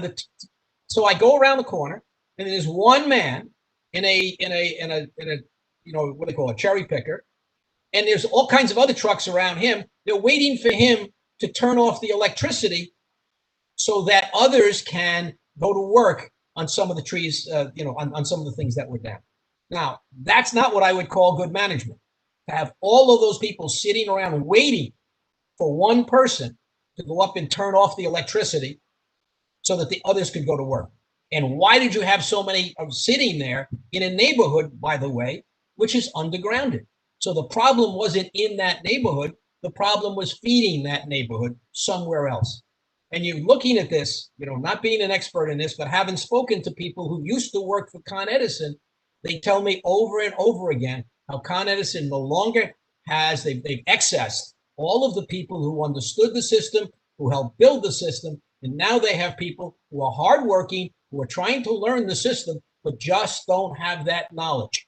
And you're finding more and more of that as you bring in more and more out-of-towners because they don't have any of the local knowledge either. And so Con Edison is dependent on a small number of people to direct this large workforce that arrives after the storm has created chaos. I think that's a management fiasco, and I think it's exalting the stockholders over the customers. Thank you. Thank you, Tom. So next up, we're going to have Assembly Member Sandra Galiff. Sandy, are you with us? You are unmuted.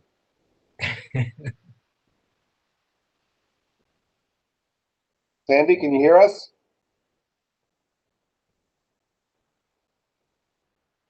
You are unmuted on our end. Maybe on your end? Because we cannot hear you, and we don't see you either.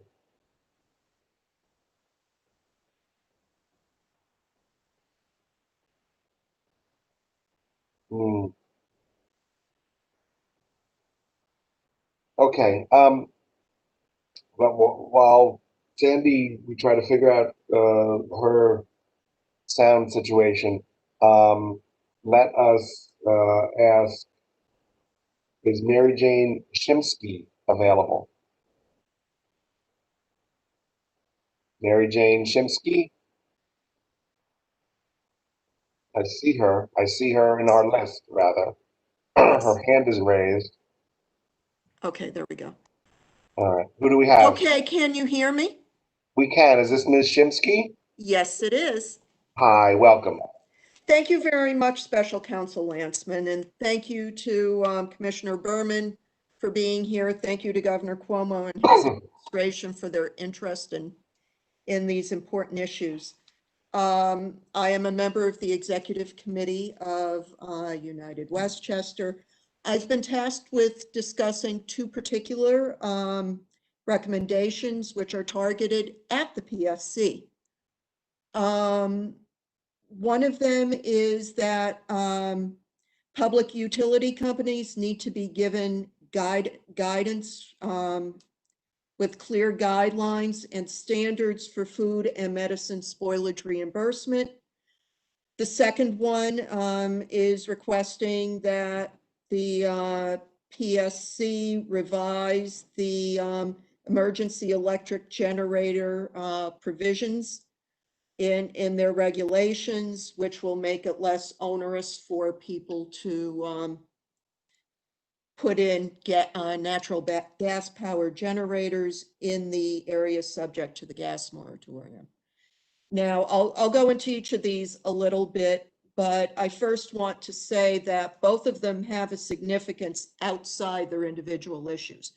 They are canaries in a coal mine. They are signals that our electricity distribution system is failing. If you have a sound infrastructure that's well maintained and that is being upgraded to deal with the increased severity of storms that we're getting due to climate change, you don't have tens of thousands of people clamoring to get the spoiled contents of the refrigerators replaced.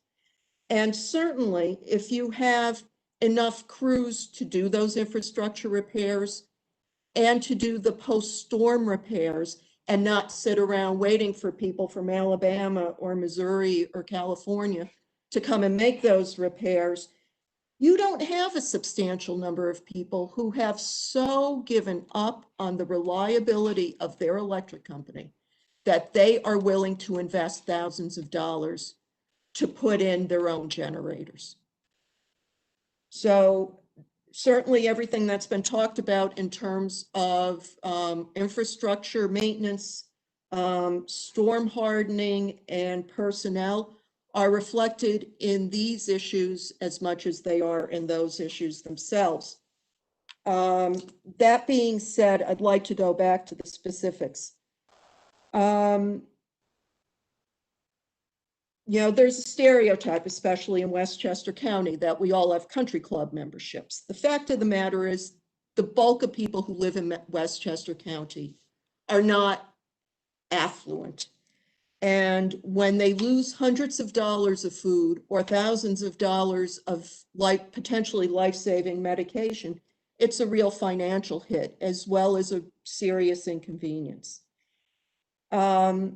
But what we have found is that the policies and the implementation of policies on what gets replaced and when and what the process is for getting replaced, financial reimbursement to replace things, is uneven. Different utilities have different policies. Con Ed, which is who we're focusing on today, they do have a policy to replace under certain circumstances, but it seems to be inconsistent. It's not transparent. It's hard to explain why some people get reimbursed and others do not. And certainly the process needs to be more straightforward than it is. With regard to the gas tariff revisions, the current PSC rules require homeowners, if they live in, again, the area subject to the gas moratorium, to put in a separate service line, a second meter, and make the service interruptible. Now, a lot of this is really unduly burdensome because the amount of natural gas that's required to run an emergency generator on the occasions that it's needed is not nearly as great as, say, providing heating for for hundreds of thousands of households. It's also makes the provision of these generators cost prohibitive for most people who want them. And quite frankly, that is adding insult to injury, that you are so desperate to get reliable electricity that you're willing to provide your own, and then the PSC tells you that what you have to do it is completely out of your reach. Now, especially when you consider the fact that the moratorium only lasts about 2.5 or so more years, the amount of natural gas that would have to be used for these to work properly will not hurt the system. So I really think the PSC should look at that rule.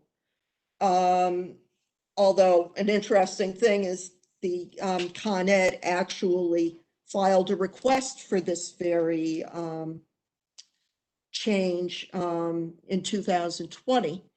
And I think it is a good idea for the reasons I mentioned, but I have to admit it also really concerns me that Con Ed is supporting it, because it suggests to me that they might just be giving up, that they really don't see themselves as being able, under their current business model, to provide reliable electricity to certain of their customers. And once again, that is something that tells the PSC that much more fundamental change is needed. I'd just like to close by pointing out something that a few of the other speakers have said, that Westchester County is a very economically vibrant area. It's an important part of the economy of a region that is the leading economic engine of our country. More people are working from home. More people are going to school from home. A lot of those trends are going to last for years and quite possibly long term. We also have we have a growing number of businesses up here. We have educations of higher learning and so on. We cannot function as an advanced economy if, whenever God sneezes, substantial numbers of people are out of power for a week or more. I think that helping people recover their losses or get self-help are really important. I think making Con Ed pay for the spoilage is a way of telling them that they cannot rely on having no cost to them for not providing reliable electricity. But I think they have to be part of a larger, more comprehensive package to make sure that we actually can continue, as I said, to function as an advanced economy in the years and decades to come. Thank you. Thank you very much. You know, if we were having this this situation, this forum a couple of years ago, maybe, you know, in connection with, let's say, with Riley Quinn or even Sandy, and we were talking about economic impact, we would probably only talk about businesses that were closed, storefronts that were closed, offices that were closed. But now, especially over, you know, this past summer, we're talking about people who were telecommuting, working from home, who weren't able to do that because their internet was down. And so the economic impact is almost potentially greater because you're actually making it impossible for people who work who ordinarily they would have been able to go to work even with the storm damage. Yeah, absolutely. And to the extent that people are trending, that we're going to have more long-term trends toward working at home, which a lot of forecasters are predicting, we're going to have to continue putting that into the calculus. All right, well, thank you very much. Thank you for your patience. Next, we are going to bring in Sandy Galef. I believe she is call-in user 50. So Erin, can you bring her in? Her hand is raised.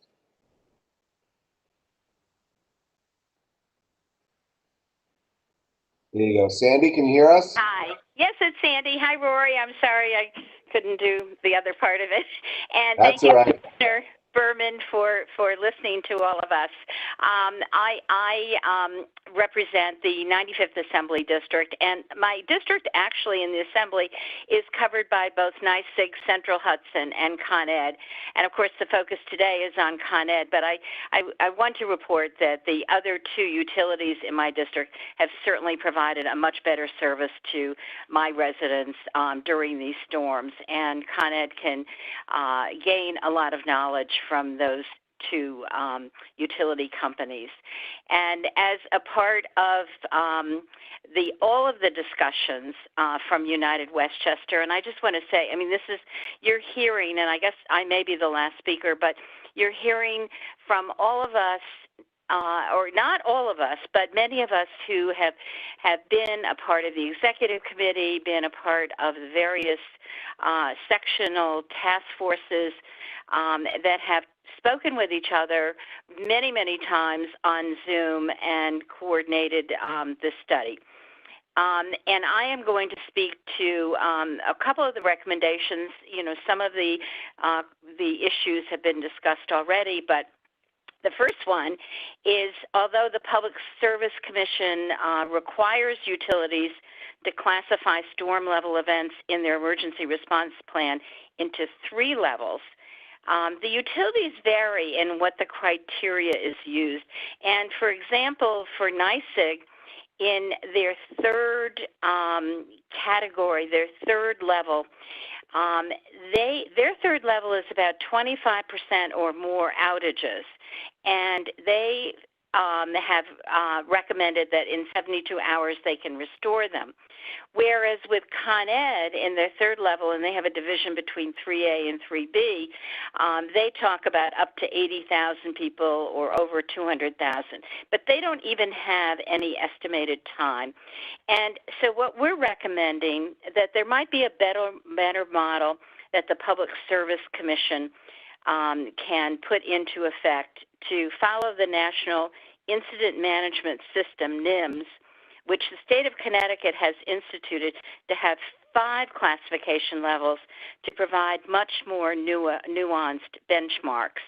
And so we have that in our Public Service Commission recommendation 7, which states that the Public Service Commission should revise its storm classification levels similar to the levels used in Connecticut to require uniformity among electric utility companies and add tiers to differentiate among storms which result in more than 25% of customers losing power. And this will make it easier to hold our electric utilities accountable in more severe events. And in our next 2 recommendations, we are expressing are concerned with consistent problems with Con Ed providing inaccurate estimated times of restoration. And this has been spoken of before, starting out actually with Newcastle Town Supervisor. The restoration times were routinely delayed, giving residents a false sense of hope and preventing them from making informed decisions regarding food and shelter. The ETRs were often inaccurate and kept changing with municipal governments, as I believe Tom Roach said, that the municipal governments are left trying to explain what Con Ed was doing or not doing. And this must be the job of Con Ed to provide accurate and updated information to their customers. Some people were told by text that they had power and they should go home, and then they go home and there was no power, and the frustration just set in.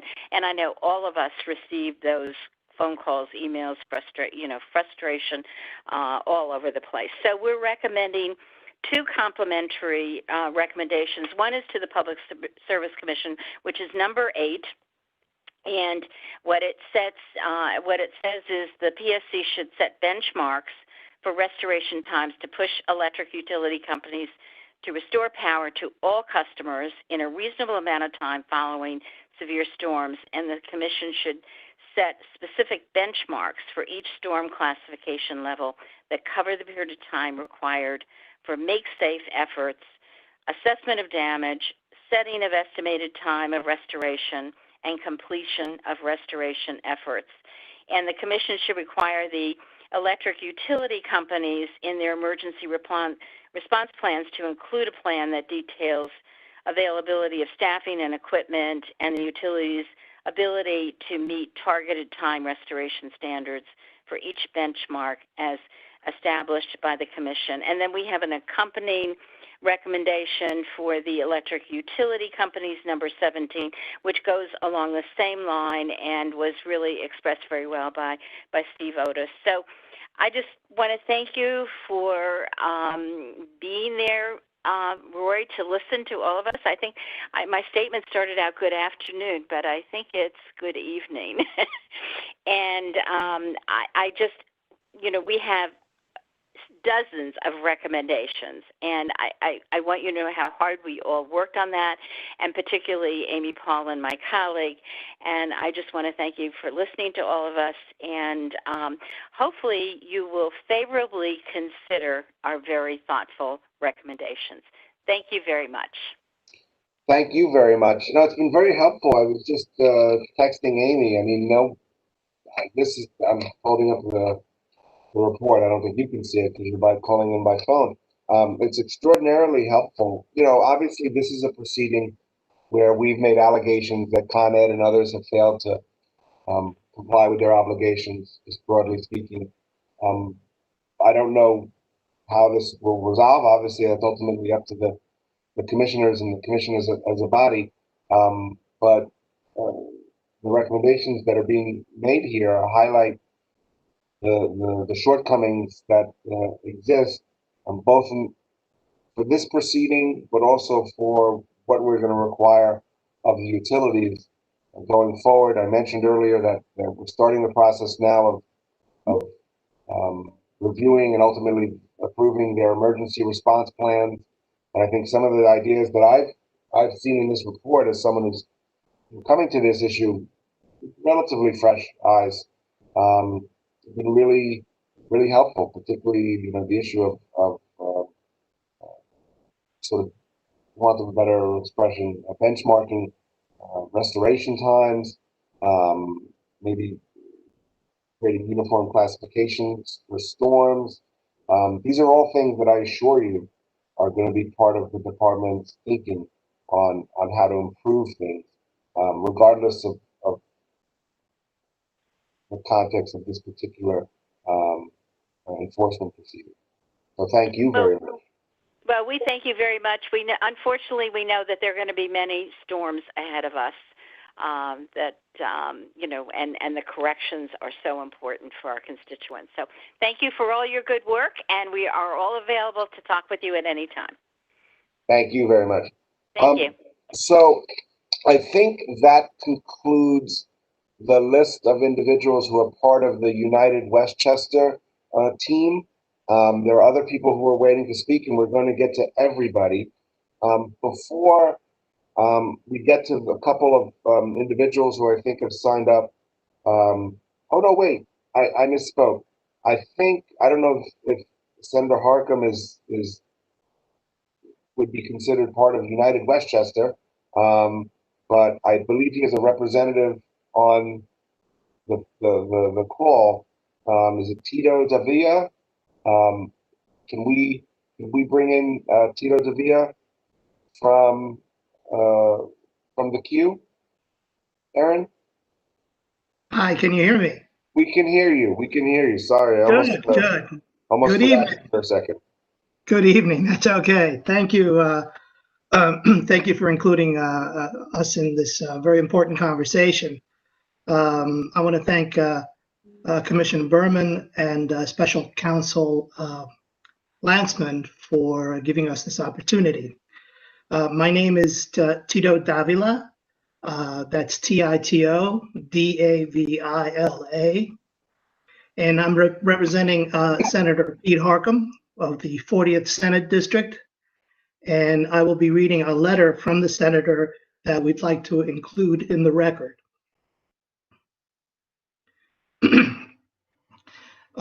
Thank you for holding public forums and accepting public comments in support of an ongoing determination of whether the performance of Con Edison in its response to Tropical Storm Isaias harmed ratepayers.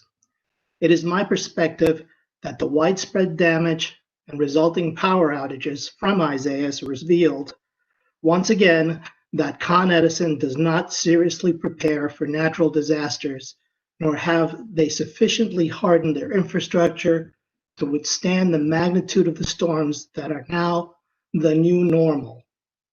Following Isaias, I conducted a survey of both English and Spanish-speaking residents in the 40th District to learn their experiences in the storm's aftermath and received nearly 800 responses, 2/3 of whom were Con Ed customers. The other third were NYSEG customers.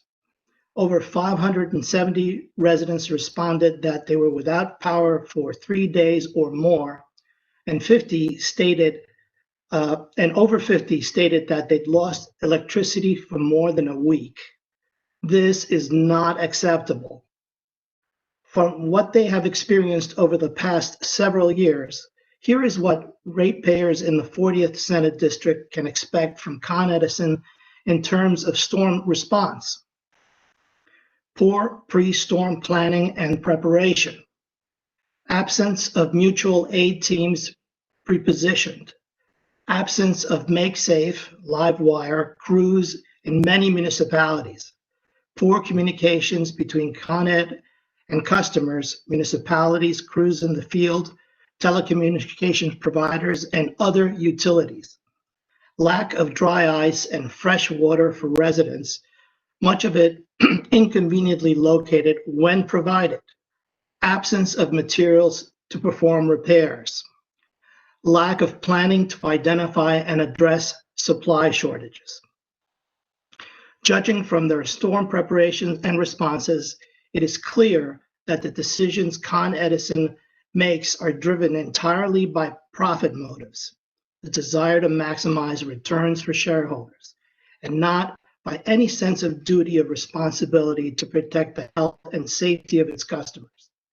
This is certainly reflected in its approach to ratepayers and customers in dire straits after storms impact our region. I firmly believe the Public Service Commission must demand serious changes from Con Edison or revoke its license to operate. Indeed, I have worked storm recovery response since 2008, and little has changed. It is as if every time Con Ed forgets the lessons it has learned. Fines and fees obviously do little to compel this uncaring public utility to enact the necessary changes required to protect residents from future inconveniences and suffering during power outages. And thank you. That's the end of the letter. Thank you very much, and thank you for your patience. Okay, first, folks, if you have had your hand raised and you've spoken, please put them down. It's just a little distracting to our team here in trying to figure out who they need to get to. So, Tom, if you could put your hand down, that would be great. I'm going to call through the roll of elected officials who had signed up to speak, but when I previously called them, they were not present. And then if they're still not here, we're going to go to what I understand to be our final two speakers, two individuals from Westchester who signed up to speak. So if you're here, raise your hand or make yourself known. Gail Brewer, Adriana Espaillat, Bill Perkins, Udanis Rodriguez, Kevin Alexander, Frank Galucio, Diane Savino. Is Tori Kelly here from Senator Andrew Gennardis's office? Mark Not Jonai. electronically. What's that? Not electronically. If I'm calling your name and you're here by phone, you're dialing in, you have to hit *3. That will raise your hand, and you will be in. Mark Jonai and not an elected official, but Quenya Abreu from the New York Women's Chamber of Commerce. If any of you are here, hit *3, and it will raise your hand, and Aaron will bring you into the meeting. In the meantime, if Isaac Blum and Sharwin Kirsch are here, please raise your hand, and we will call on you. Sharwin Kirsch, I see your hand raised. Aaron, can you bring Miss Sharwin Kirsch in?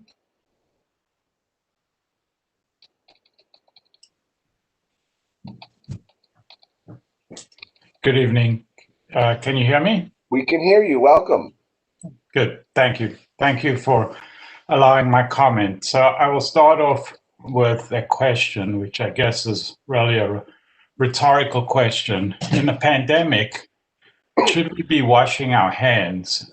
Is the question I ask. And why is this related? In Westchester County, where I live, the majority of people have wells, and so they rely on power for running water. So the question again is, how do we wash our hands in a pandemic when Con Ed does not provide us with power for more than 8 days? So I guess the answer to that is we can't. We can purchase bottled water, but that doesn't adequately do the job. Otherwise, we wouldn't need running water in the first place. So I would contend that as a result of those 8 days and the lack of running water, people not being able to wash their hands adequately, there were no doubt a number of deaths that resulted from this. So I guess the question is, how is Con Ed held accountable for that? So I would say there is no amount of fine that is too high as a result of what has happened. We can fast forward, and even post the August storm, power is routinely out in our area, sometimes for hours, sometimes for a short period of time. But when we lose power for more than several hours, again, we are not able to wash our hands. So nothing has changed since August either. My next question, I would say, again, a rhetorical question, is how do we hold Con Ed accountable? The only thing that they understand is profit. The only thing that the CEO understands is how much bonus does he get? So again, unless we hold them accountable, they will do nothing. and they need to be held accountable in terms of fines. An additional comment. There is a process in which we can submit damages to Con Ed for penalties. Unfortunately, they don't make good on those. And unfortunately, the process provided by the NYS DPS is also not satisfactory because they do not hold Con Ed accountable to make payment. As a result of the storm, I submitted a claim for damages to my air conditioner, to my refrigerator, for the bottled water I had to purchase, as well as refrigerated medication that my son needed. Con Ed denied the claim for all those items. I submitted an objection through NYS DPS process, and unfortunately, they were not willing to do anything. So again, unless we hold Con Ed accountable to make payments, nothing is going to change. Senator Shelley Mayer noted that she has a bill which will double the amount of the penalties. Again, there is a bill such as that will do nothing unless they actually make payments on the penalties. So you could multiply the penalties by 1,000, but unless New York State makes sure that they pay those penalties, nothing will change. So that's my comment. Thank you for allowing me to speak. Thank you very much. And I know you mentioned you made an application to Con Ed for reimbursements, and I think you indicated that you sought some assistance from the department. If you want to email me your situation or information about your situation, I can certainly try to help get to the bottom of it, and if you're eligible for anything, try to make sure that you get it. My email address is on the Department of Public Service website, but I'll give it to you. It's rory.gladsman@dps.ny.gov. And if you shoot me an email with all your details, I'll forward it to the great team we have over here at the department. And if something can be done, I'm sure they're capable of figuring it out and getting you getting you what you're entitled to. Great, thank you. I appreciate it. Thank you. All right, I think that concludes our forum. I do want to just say, if there's anyone on the forum who is registered to speak, whether you are on via computer or on a phone, raise your hand. Let us know. If you're calling in by phone, you have to do *3. If you're on the computer, there's a button to raise your hand. And just give people a moment to figure that out if they've previously registered to speak. And if not, I want to close out this hearing. I'm very, very grateful for all the elected officials who have participated, particularly our friends from Westchester, who did a phenomenal job of really looking at what happened in the county of Westchester and in their respective towns, and have given us some good testimony, and as well as some things to think about going forward. And everyone else who has participated. Commissioner Berman, I don't know if you are still with us, but if you would like to say a few words to help close us out, you're more than welcome. Thank you so much. I really appreciated being a part of this as a listener today. Thank you to everyone who spoke or who participated by listening themselves. Thank you, and thank you to the staff. Thank you very much. And yes, let me echo that appreciation to the staff. There's a lot that goes into these forums, and as you could either see or hear, there are a lot of technical challenges that have to be dealt with, and everybody dealt with it patiently and gracefully, and I'm very, very grateful for the team. And behind even the folks this evening, the governor's office was very helpful in getting people to come and speak. So it's really all around. Thank you very, very much. Erin, you can formally close us out. Thank you, Mr. Landsman. Ms. Walraven, we are now completed with the forum. Are we off the record? Yes, we are off the record. Thank you very much. I will Thank now you. end this forum.